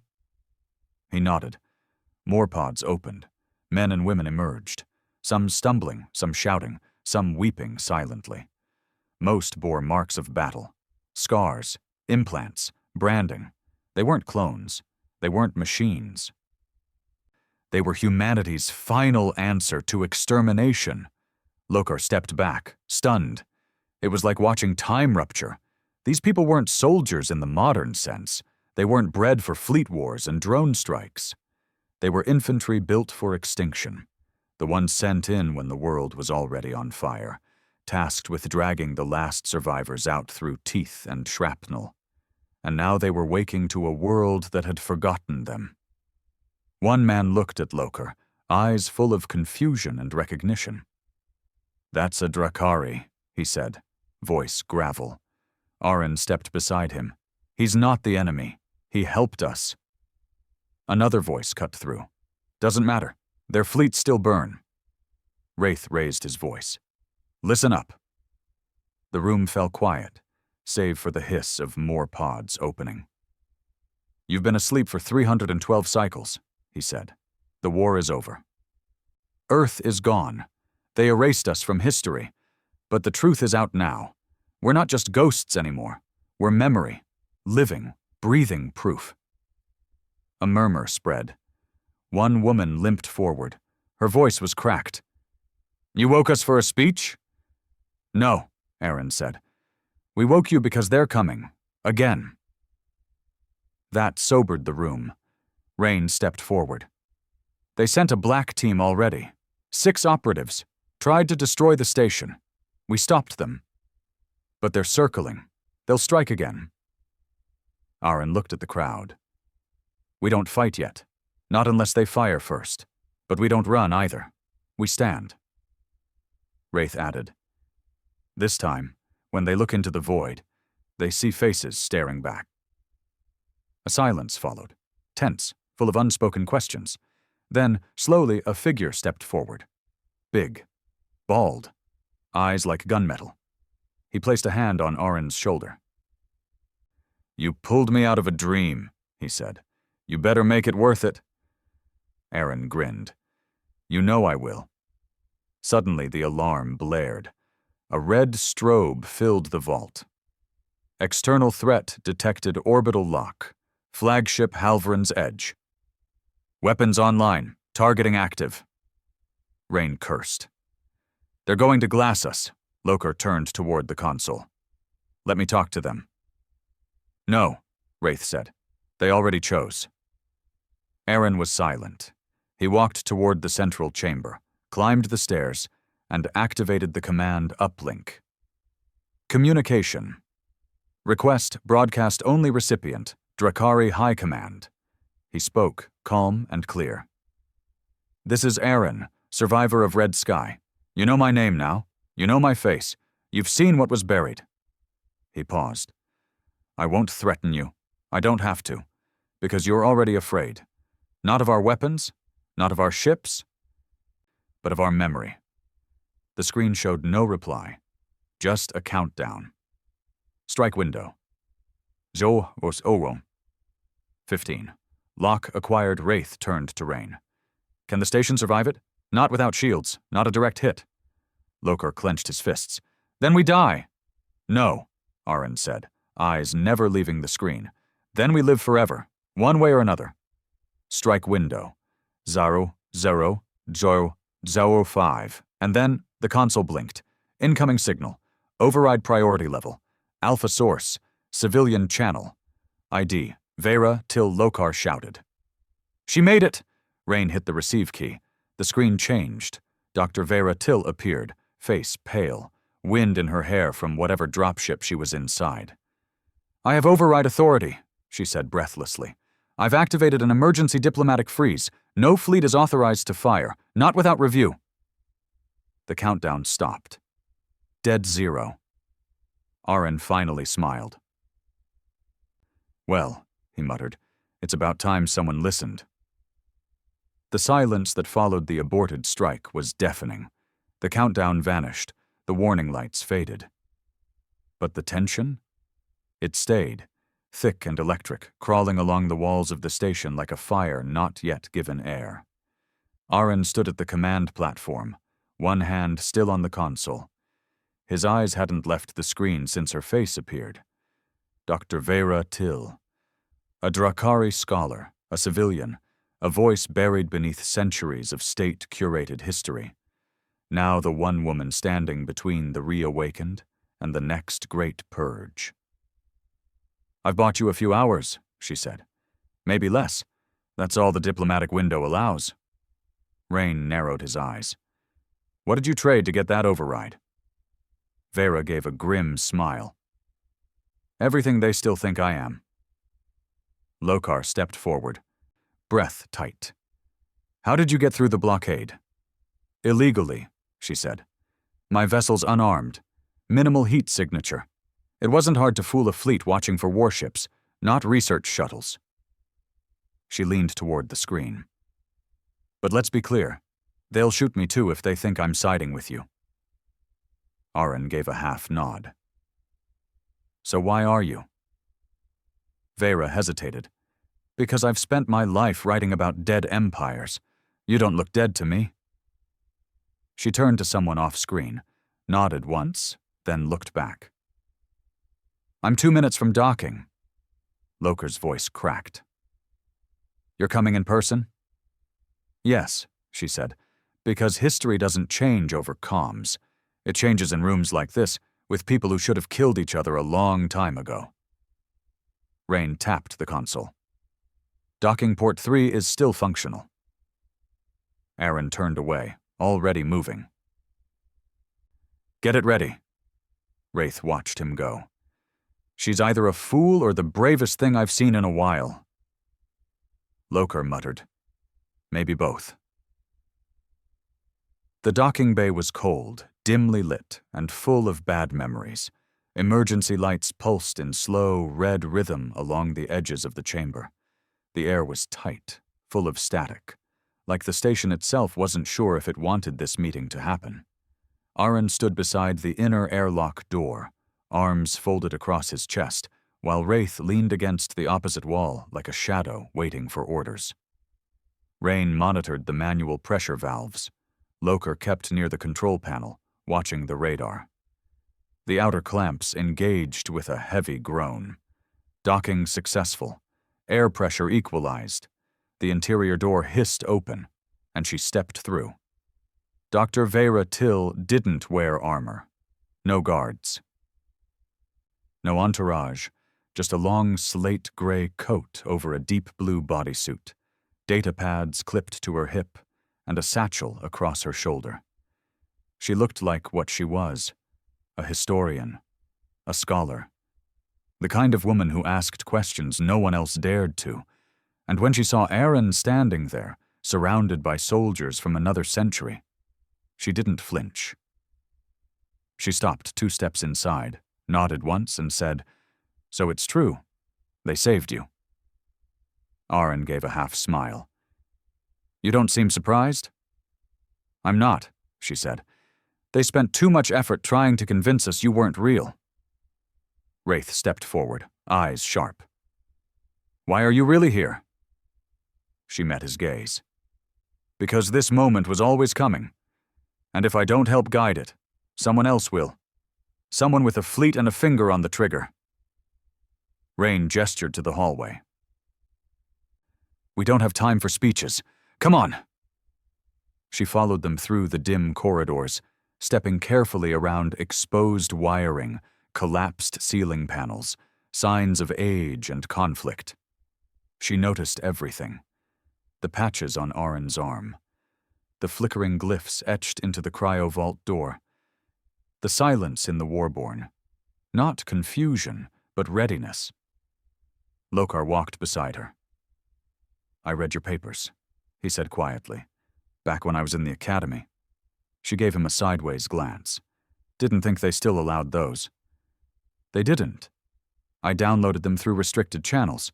Almost got removed from my post for referencing one in a briefing." Vera smirked.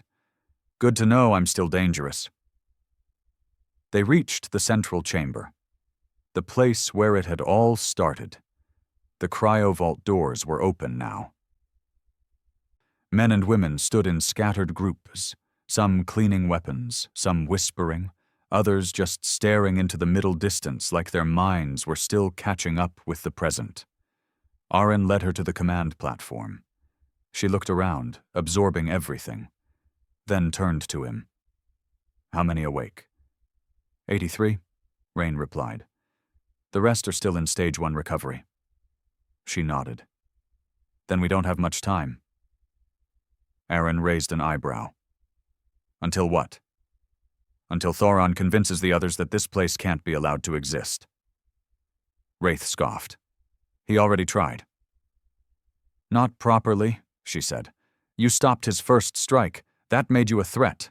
Now he has leverage, political allies, propaganda." Lokar stepped forward. "What kind of propaganda?"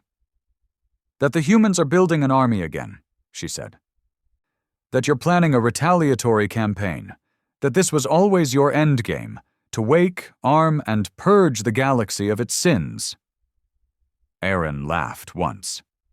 "That's not our plan. Yet." Vera looked at him. "Doesn't matter. If they believe it, they act on it. This sector goes dark, again." Rain folded his arms. "So what's your solution?" Vera opened her satchel, pulled out a small device, about the size of her palm, shaped like a compass. "This is a cultural key," she said.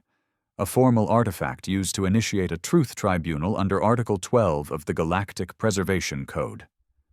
Wraith raised an eyebrow. "Never heard of it." "Of course not," she said, "because no one's ever used one, until now." She placed it on the console. It blinked once, soft blue light radiating from its center. "This forces a halt to all military actions for 48 hours in any disputed territory, for the purpose of historical evaluation. They'll scream, call it invalid, but the code is ancient, predates most of the Council's war clauses." Lokar stared at it.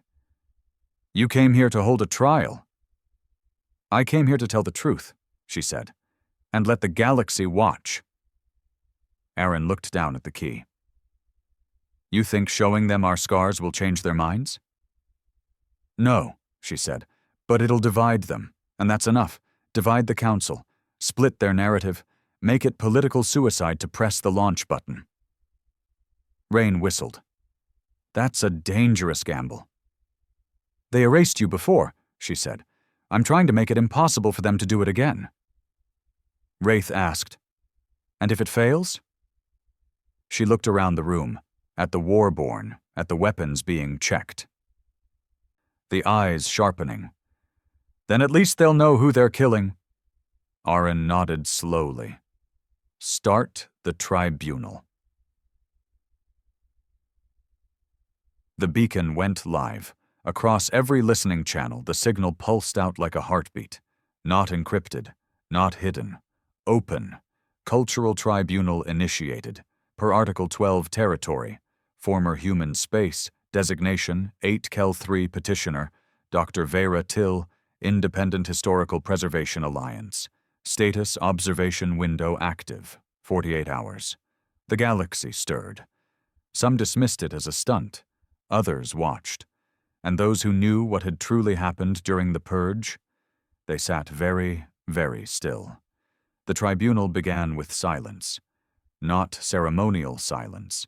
Not the respectful pause of a courtroom, but the kind that hangs in the air after someone yells, "Fire," in a crowded building and no one moves. It was fear disguised as formality. The beacon reached its targets within an hour. 12 planetary systems acknowledged receipt. 14 ignored it entirely.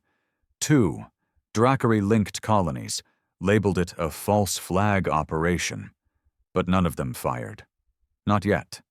In the tribunal chamber, deep inside the station, Vera stood at a simple podium fashioned from parts of an old nav console.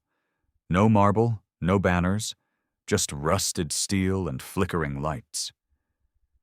Aaron stood behind her, silent and watching. He wasn't there to speak. He was there to be seen. Wraith stood near the door, weapon slung, eyes on the shadows. Loker sat near a low bench, fingers steepled, watching the feeds.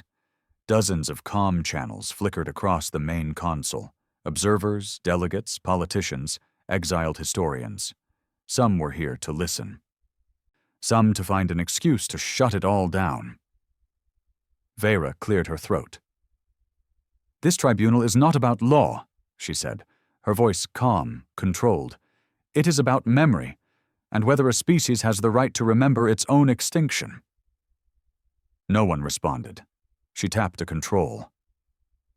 The room darkened. On the far wall, a projection lit up. Footage from the original broadcast. Earth burning, cities cracking, orbitals raining fire like gods angry at their own creations. She let it play for 90 seconds.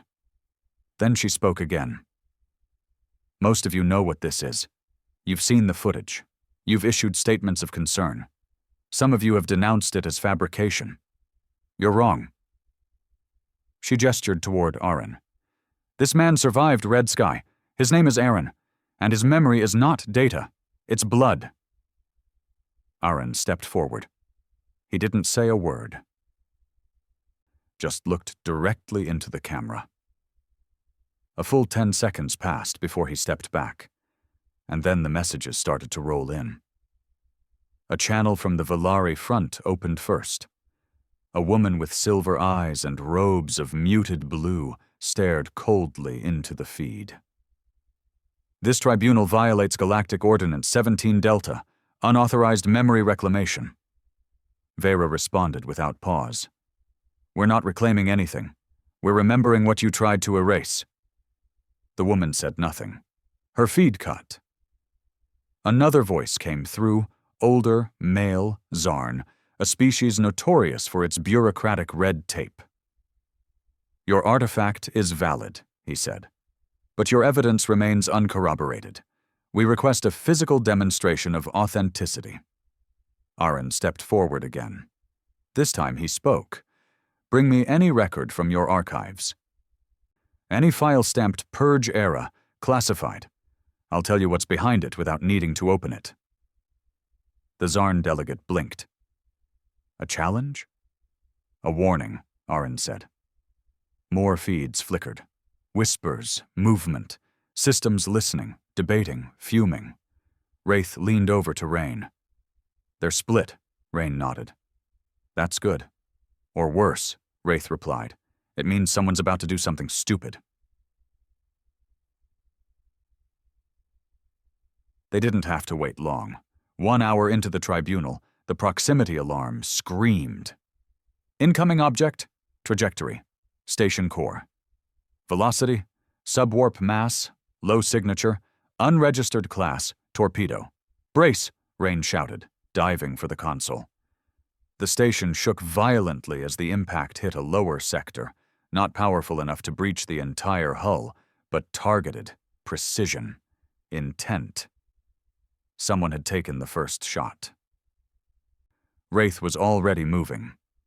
They hit storage bays. No life signs down there. Lokar cursed. It was a test shot. A warning. Aaron turned to Vera. Keep going. She stared at him. They just tried to kill you. They failed. That means they're scared, which means you're winning. More messages poured in, but now they came with edge. Tighter phrasing, clipped tones. The tribunal's power wasn't just in the artifact. It was in the narrative, and someone out there was terrified it might stick. Vera cleared her throat again. This tribunal is suspended from military interference. The torpedo strike was an illegal act under Articles 4 and 9 of the Code. Any system that defends it is complicit. Silence again. Then, a message appeared, a personal one. From Admiral Tharon. The room froze. Wraith walked over to the console and played the file. Thoron appeared, calm, pristine in his admiral's blacks, a man who carried cold in his voice like a scalpel. You've forced our hand, he said. You've awoken a people long believed gone for the sake of peace. Your tribunal is not about truth. It is about power. He leaned forward. Don't mistake hesitation for mercy. If you do not stand down, we will glass the station. Tribunal be damned. This is not negotiation. It is reality. The screen cut. The message was clear. No more warnings. Rain spoke first. He's panicking. No, Wraith said. He's preparing a second strike, one the code won't cover. Lokar looked to Vera. Can we prove who fired the torpedo? Yes, she said, but it won't matter. They'll say it was rogue. Plausible deniability. Aaron stepped back up onto the podium. He looked into the camera. Didn't speak for 10 seconds. Then, you've tried to kill us twice in one lifetime. Both times you lied about why. You said we were dangerous. You said we were unstable. You said peace was only possible if we were gone. He leaned forward. You call this tribunal a weapon, but it's not. You are. Every silence you enforced, every record you burned, every child who grew up never knowing the sky they came from, that's your violence. Another pause. Pull the trigger. Glass us, again, prove us right. He stepped away. Wraith exhaled slowly. That'll make headlines. No, Rain said. That'll start a war. Vera turned to them. They're watching. Waiting. If they see a third strike, some of them will side with us. Maybe not publicly. But enough to fracture command. Lokar stared at the radar. Or they nuke us before anyone blinks. The station was quiet now. So quiet it felt unnatural. Every system strained under old power. Every camera fed into a dozen networks. Everyone was waiting. That's when Rain noticed it. A small ping on the radar, too small for a warship, too fast for a shuttle. Inbound signature, he said. Minimal power, internal broadcast frequency. Wraith moved closer. Identify. Rain scanned. It's her ship. Vera blinked. My shuttle? Someone's trying to remote trigger your engine core. Lokar's eyes widened. They're going to turn it into a bomb. Wraith bolted. Aaron followed. They moved through the hall fast, weapons drawn, breath sharp. If the shuttle detonated, even a low-yield explosion could destabilize the docking port. Pressure breach, hull collapse, fire. They reached the bay in seconds. A figure was already there, thin, covered in dark cloth, crouched by the shuttle's open interface panel. Wraith raised his weapon. Don't! The figure turned, not military, civilian. Valari, skin pale and translucent, hands shaking. Aaron stepped forward. Why? he asked. The Valari didn't move. You're not supposed to be real. We are. You'll bring the war back. No, Aaron said. We'll bring the truth. The Valari stood slowly. It doesn't matter. It's too late.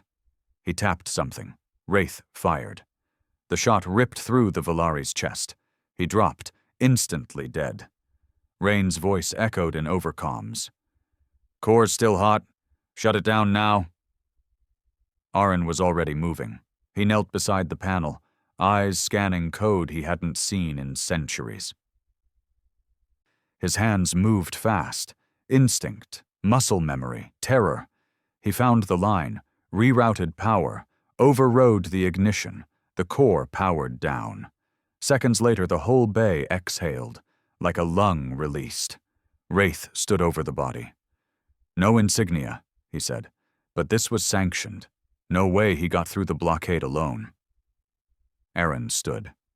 Then we tell the galaxy that, too. Back in the tribunal chamber, Vera played the final piece of footage. The body of the Valari saboteur. The override code. The proof that someone tried to blow up the station from inside. Silence followed.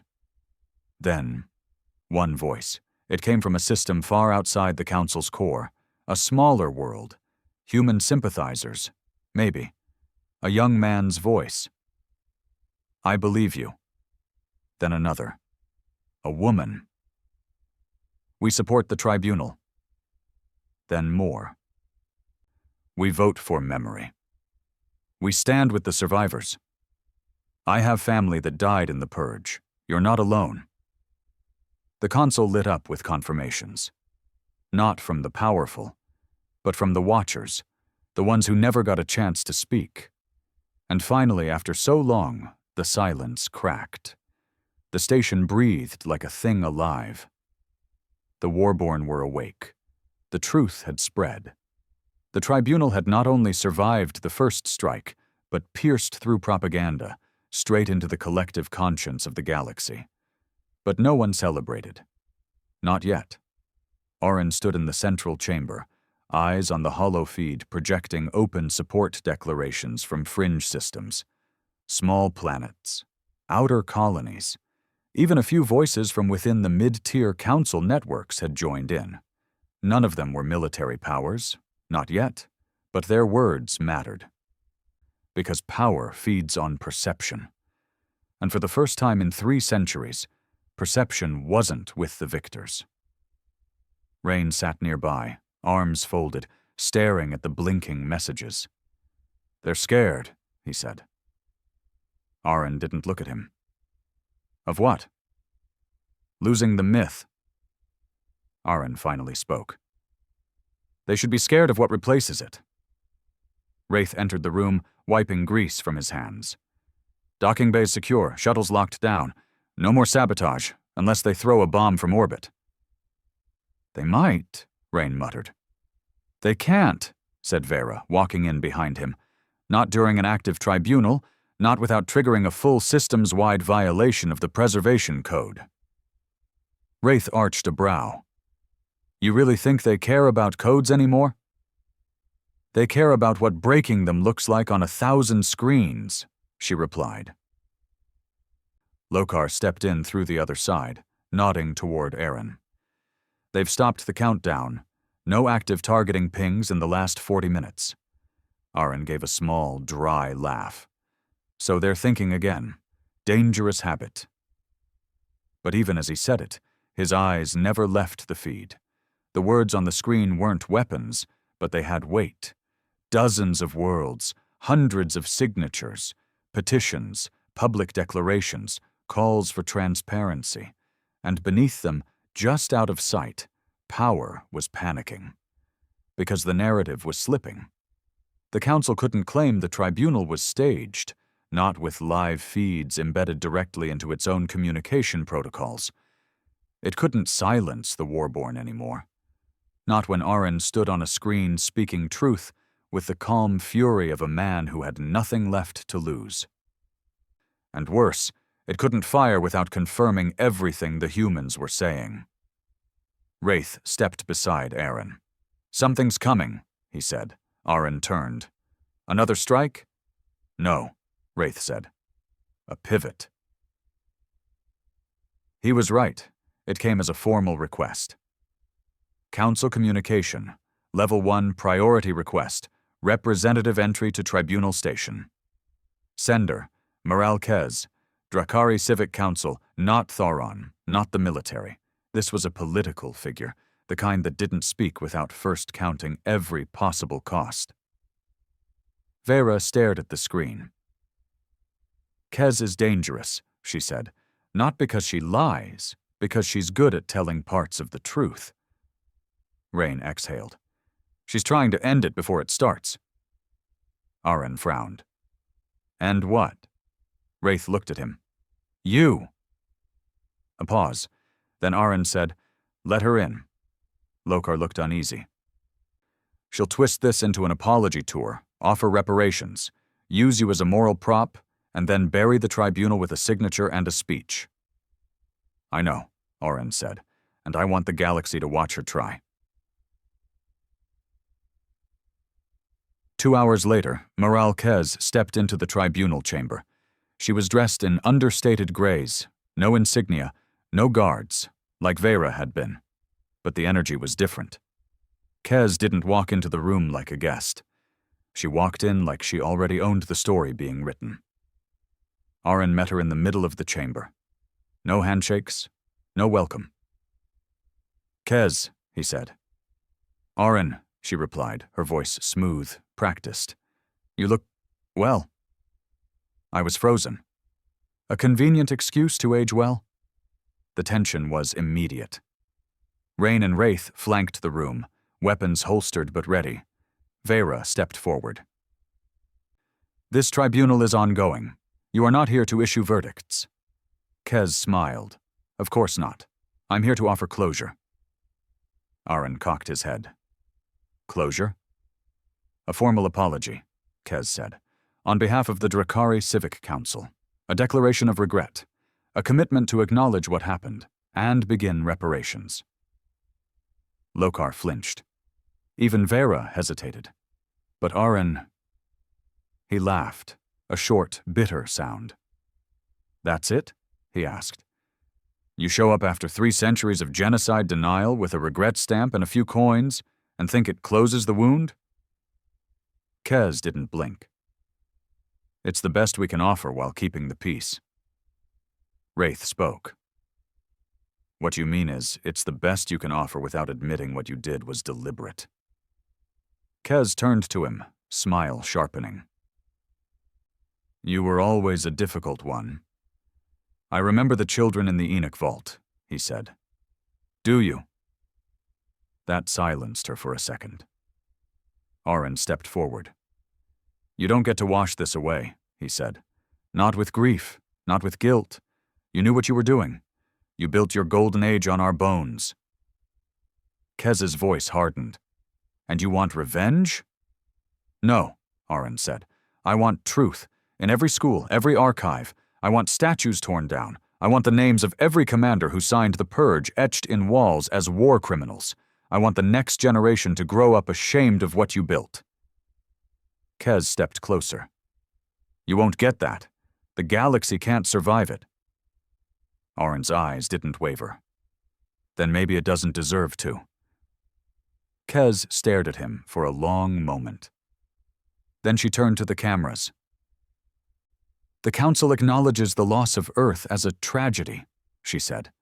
"But we cannot, and will not, allow history to be rewritten through trauma.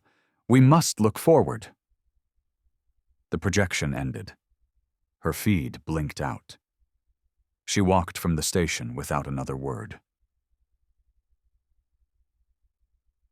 Wraith was the first to speak. She came to deliver a coffin, wrapped in apologies and sealed with lies. Aaron stared at the empty screen. "Then we bury her words next to the truth she tried to smother." Vera looked pale. "They'll strike now. She gave them permission.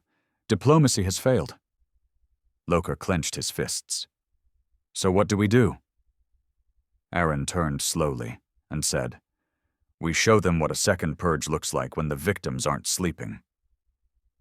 Wraith looked toward the cryo vault. "All of them?" "All of them," Aaron said. "We're done waiting. If they want to silence us again, they'll have to do it in full view of the galaxy." Vera hesitated. "They might. You understand that?" "I hope they do," Aaron said. "Because the only thing more dangerous than awakening 400 Warborn is proving to the galaxy that they're willing to kill us all again."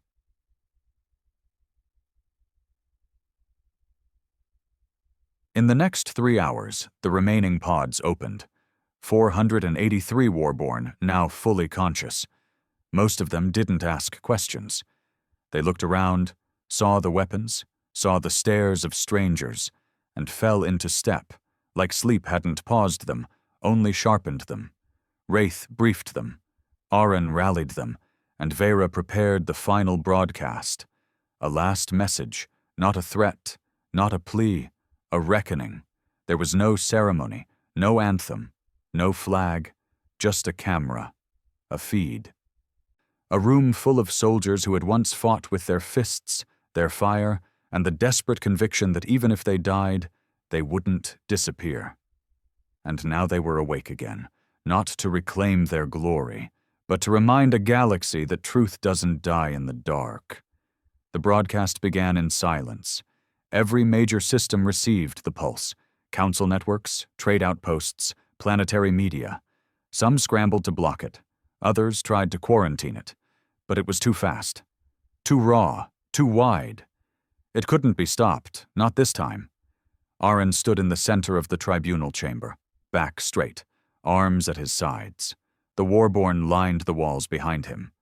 Vera stood near the camera, monitoring the signal. Wraith flanked the door, ever silent, ever watching. Loka remained off-screen, but close enough to feel the moment changing everything. Aaron waited 10 full seconds before speaking. Enough time to make the most powerful people in the galaxy squirm. Then, "My name is Aaron. No title, no rank, just the name they tried to bury. I survived the fall of Earth. I walked through the fire they called peace. And I remember." He took a breath, not for drama, but to make sure every word came out unshaken. "You've seen the images. You've read the reports. Some of you have sent condolences. Others have sent warships. But none of you have ever looked us in the eye." He gestured to the men and women behind him. "These are the Warborn, the last generation bred not for conquest, but survival. Not for victory, but for witness. And today we speak not to governments, but to people." He stepped closer to the camera. "You've been told we were dangerous. That Earth burned because we couldn't be trusted, that the purge was a necessary measure to save the galaxy." A pause. "They lied." He activated a data feed. Dozens of screens behind him lit up. Footage, testimonies, classified files leaked during the tribunal. Drakari Internal, Red Sky Target Package V09 Directive, Non-Combatant Neurodisruption, Xarn Archive, PsyOps Media Coverage. Plan Council Memo, to Post-Purge Educational Rewrite. Each one proof that the extermination wasn't a tragedy. It was a strategy. Aaron turned back to the lens. "You told your children we were monsters. You built monuments to the men who turned our oceans to ash. You silenced the survivors. And when you thought the last of us had died, you sighed in relief, because memory is harder to kill than flesh." He stared down the camera, jaw tight. "Well, here we are." No one spoke. Not even the systems watching from across stars dared to interrupt. "Some of you support us," he continued. "Some of you are terrified. Both are right, because we are not here to ask for your permission. We are not here to negotiate your comfort." He spread his arms. "We are here to exist." The camera panned slowly to the faces behind him. Men and women with scars, eyes that had seen the unseeable. Each one a living contradiction. Soldiers without a war, Martyrs without graves. Vera activated the secondary broadcast, a live map showing support signatures spreading like wildfire. Outer rim colonies, fringe systems, a few high-profile defectors from Council-aligned planets. A ripple was forming, a fault line. And somewhere, someone in power was watching it crack beneath their feet. Aaron lowered his voice now. "This isn't a threat," he said. "This is a choice." He stepped closer to the feed, filling the frame. "You can stand with the truth, or you can kill us again, but this time, it won't happen in the dark. It won't be buried. This time, every child who sees the flames will know who lit them."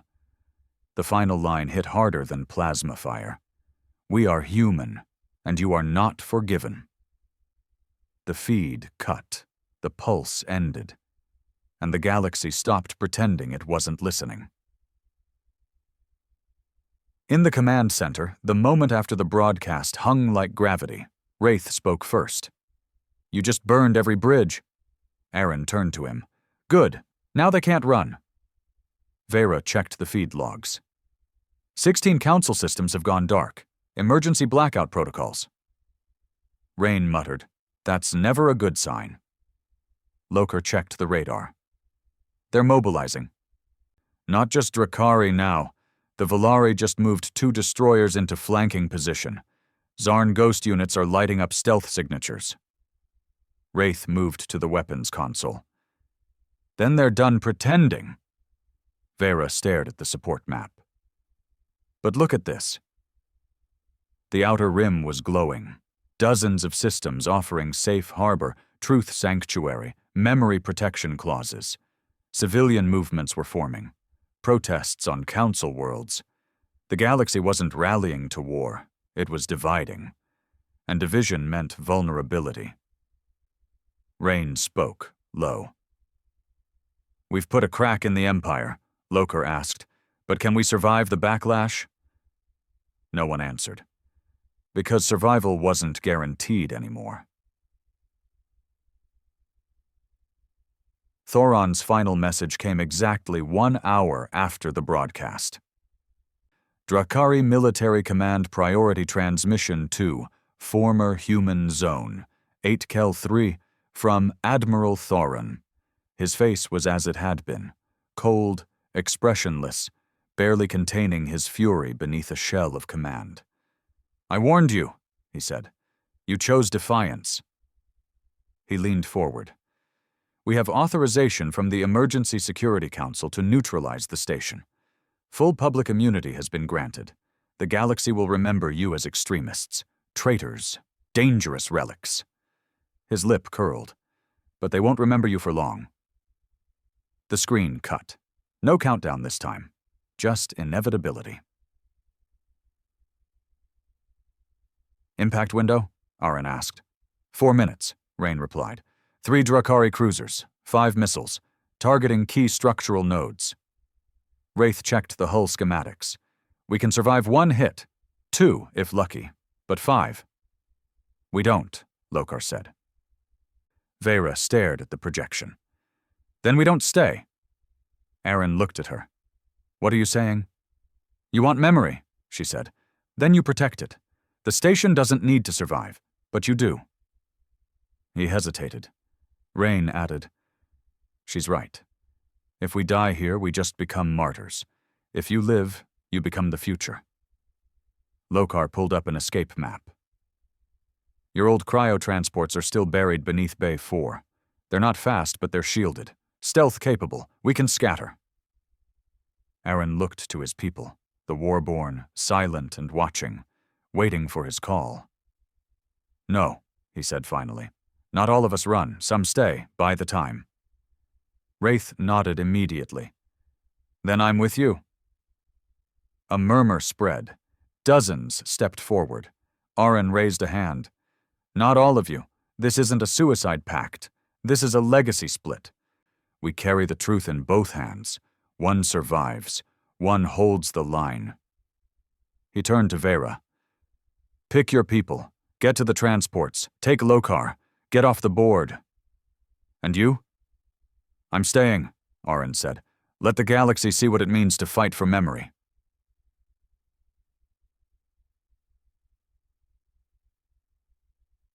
The Warborn split cleanly, half moved with Vera, rushing through crumbling corridors toward the buried transports. The rest sealed the blast doors, locked in place. Wraith activated the old defense turrets. Shields at 20%. Weapons are antique.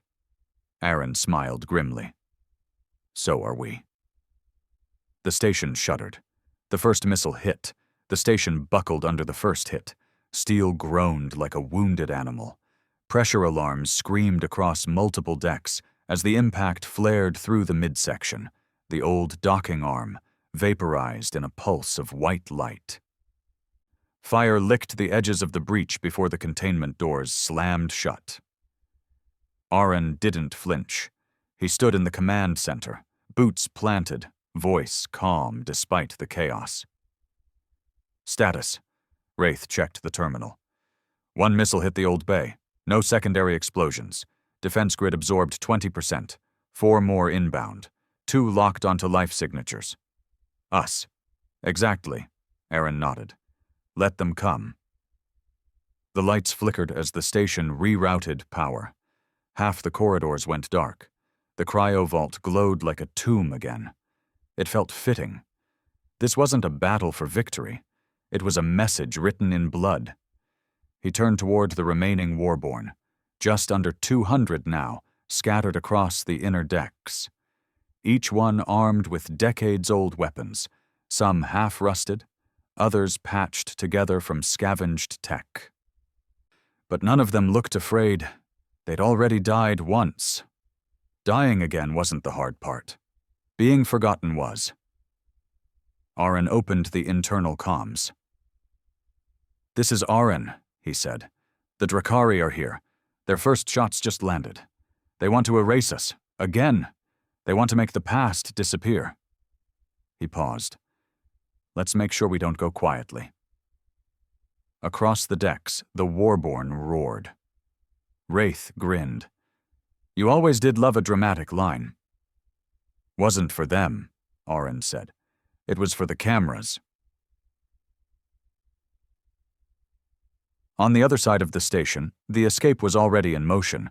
Vera led a group of 30, historians, techs, surviving Warborn, and Lokar, through the lower shafts. The buried transport pods were ancient but intact, hidden behind false walls older than most council members. Lokar helped activate the systems, hands shaking with adrenaline. "Cloaking field's fried," he said, "but we can go dark." "Will it hold?" Vera asked. "For long enough?" She looked back down the corridor, toward where the impact had hit. Smoke now filled part of the shaft. "Arn's still up there." "I know. Why didn't he run?" Lokar didn't look up. "Because someone has to burn if the galaxy's going to remember." The second missile hit harder. The blast tore through Sector 4, the central power relay. Alarms flooded the station. Fire suppression failed. Half a dozen Warborn were lost instantly. Rain's voice crackled through comms. "We're losing shields," Aaron responded. "Doesn't matter. Focus the guns." "On what?" Aaron stepped to the control console. "Let's give them something to feel." He redirected the station's remaining turrets, a crude setup of rotary guns and magnetized rail cannons, toward the nearest Drakari cruiser. The ship loomed outside the viewport, sleek and angular, glowing with cold precision. Aaron keyed in the target manually. "Fire!" The cannons roared. Old tech. No tracking. No AI compensation, but raw and real. The shots slammed into the Drakari cruiser's forward hull, not enough to destroy it, but enough to knock out a sensor cluster and leave a black smear across its polished frame. Aaron grinned. Now they're paying attention. On board the Halvran's Edge, Admiral Thoron stood motionless as his bridge lit up with proximity alarms. "Station defenses are active," one officer said. "Return fire? Hold." Thorin stared at the feed, watching Aron's face from the last broadcast still looped on the screen. He could feel the narrative slipping, and he hated it. "These aren't soldiers," another officer said. "They're symbols." Thoron turned. "Then we destroy the symbol." He opened a private channel. "Deploy the sabers. Get me confirmation of transport ejections. Intercept. No survivors." Back on the station, the third missile landed. This one breached the rear communications array. A fireball ripped through the long hall. Bodies were vaporized. Steel tore like paper. Aron was thrown backward against the wall, blood smearing the console he'd just stood at. He coughed, staggered up. "Report." Wraith's voice came back, tight. "Comm tower's gone? Broadcast's down?" "No, it's not," Aron said, limping back to the console. "Reroute through the observation deck's public channel." "That only hits local systems." Aron's hands moved quickly. "We patch it through the autodock network. Old Civ protocol. It'll bounce through every public beacon in 3 systems." Wraith paused. Then, "You think of everything?" "No," Aron said. "Just the parts they try to forget." In the escape pods, Vera's shuttle detached from the station's underbelly. 3 others followed. No lights, no beacons, just heat-suppressed hulls and desperate silence. Loker sat at the controls beside her. "We're clear." "Not for long," she said. "Thorin's watching the exits." A red light blinked. One of the pods behind them suddenly flared. A missile. The pod shattered. No scream, no signal, just a name lost to stars. Vera flinched. "He's picking us off." Loker spoke through clenched teeth. "Then let's give him something to chase." He punched the engines. The ship lurched forward, away from the station, not toward safety, but toward open space where they could scatter, vanish, or die trying. On the station, the 4th missile struck just above the cryovault. Steel bent inward. Walls collapsed. Aron was knocked down again. Blood filled his mouth. He spitted on the deck. Still alive. Barely. He crawled to the observation deck, Wraith helping him stand. Flames danced down the corridor behind them. The air smelled like melted wiring and loss. Aron staggered to the console, opened the mic. "This is the Warborn station," he said. "We are under attack. This is not a military post. This is a tribunal-recognized cultural archive." He coughed hard. Blood on his hands. "They're killing us again." He leaned against the console. "We won't survive this, but you can. The ones watching, the ones listening. Remember this. Don't forget it. Don't explain it away. Don't let your governments dress it in diplomacy." His voice cracked. "We were here. We lived. We told the truth." The console fried mid-sentence. The 5th missile was coming. Final impact. Wraith helped Aron to his feet. "There's nowhere left to run." "I wasn't planning to." Wraith looked at him. "You think they'll remember?" Aron nodded once. "They already do." Outside, the missile flared toward them. A single light in a sea of silence. The screen went black. No final image, no heroic music, no words, just static. And then, silence. That was the last moment anyone saw Aron alive. No confirmation followed. No final transmission, no corpse, just absence, and the fireball that marked the end of the Warborn station, swallowed in plasma and debris, floating above the dead coordinates once called Earth's shadow. For a few seconds after the explosion, the galaxy held its breath. Then the shouting began. The tribunal network was overwhelmed. Hundreds of feeds poured in. Civilian testimonies, academic replays, fringe colonies holding vigils. The words, "He told the truth," became a chant, a broadcast, a rallying cry. The council attempted immediate damage control. Admiral Thauron issued a statement within the hour. The strike was authorized due to escalating threats of militant resurgence from human revivalists. This action was taken with full support of the emergency protocols outlined in Section 19G. There is no war. Only peace through enforcement. It backfired.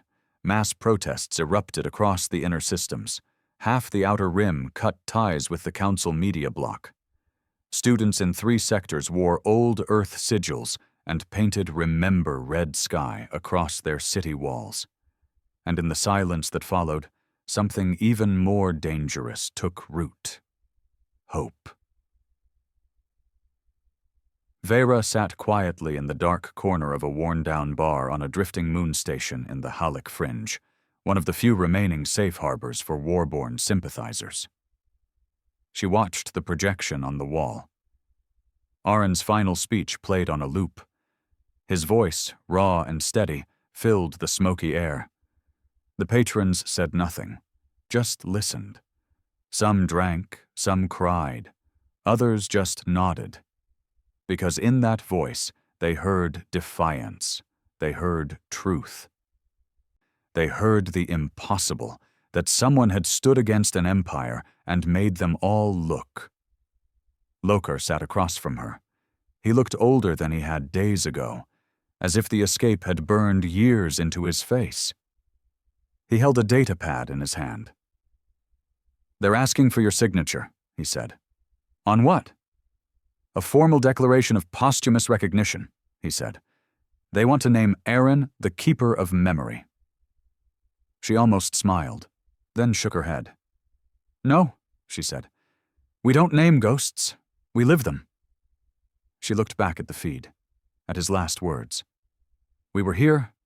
We lived. We told the truth." Her voice cracked.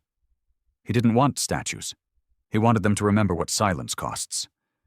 Lokar nodded, then passed her the pad anyway. Even ghosts deserve something. She signed. Across the galaxy, fires kept spreading. But they weren't bombs. They were ideas. An old historian named Luotel Sarith, once banned for teaching forbidden human literature, returned to the university system in Sector Varn. His first lecture, History and the Lie of Safety. A coalition of outer rim colonies formed a new record trust, a digital archive built entirely from the Warborn's data. No filters, no edits. They named it the Vault of Blood and Sky. Even inside the council itself, cracks formed. 3 representatives resigned. 1 defected. 1 vanished. And on a far-off ice moon, a young boy, born Drakari, raised on council truths, found a burned copy of the human broadcast. He watched it 5 times in a row, then asked his mother why Aron didn't survive.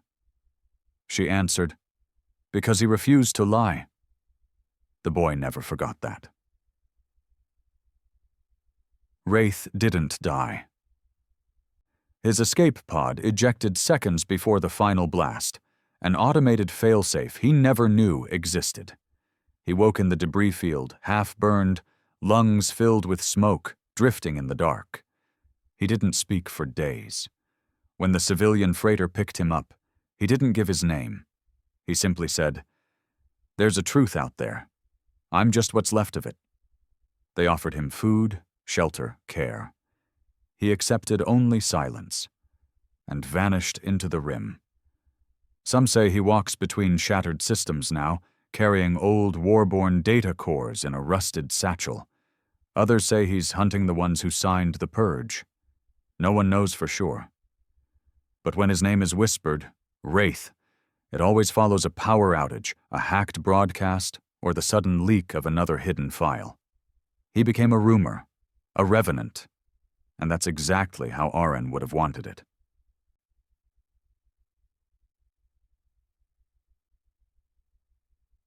The council did not fall, not entirely. Power never dies cleanly, but it fractured. The Drakari military command was forced to step down under mounting internal dissent. Civilian governance splintered. giving way to regional autonomy movements. Thoron? He went silent. No trials, no appearances. Theories spread like wildfire. Some said he retired in disgrace. Others said he was reassigned to deep space intelligence. One whisper claimed Wraith found him, but there was no proof, and no body, which made the myth better. A year later, on the anniversary of the Tribunal broadcast, something happened. At the edge of a reclaimed outpost near the ruins of the station, once known as 8Kel-3, a civilian science crew received a short-range beacon. Encrypted. Fragmented. Old Earth code. It took them 3 days to decode it. When they did, only one line played, on repeat. They burned the house. We became the fire. No source, no coordinates, but it carried Aron's ID stamp. And so, a new belief was born. Maybe he didn't die. Maybe the fire lived. Vera stood alone on a cliffside platform on an outpost once banned by the Council, now repurposed as a memorial site. Below, the shattered pieces of the war-born station had been gathered. Not cleaned, not polished, just remembered. She looked out at the stars, spoke quietly to the wind. None of this should have worked. But it had, because silence is fragile, and memory is a weapon. So the galaxy changed, not with parades, not with victory, but with something rarer. Truth. And long after the flames died, the stars still whispered, not of war, not of fear, but of the day humans stood in their grave and said, "We're not done yet."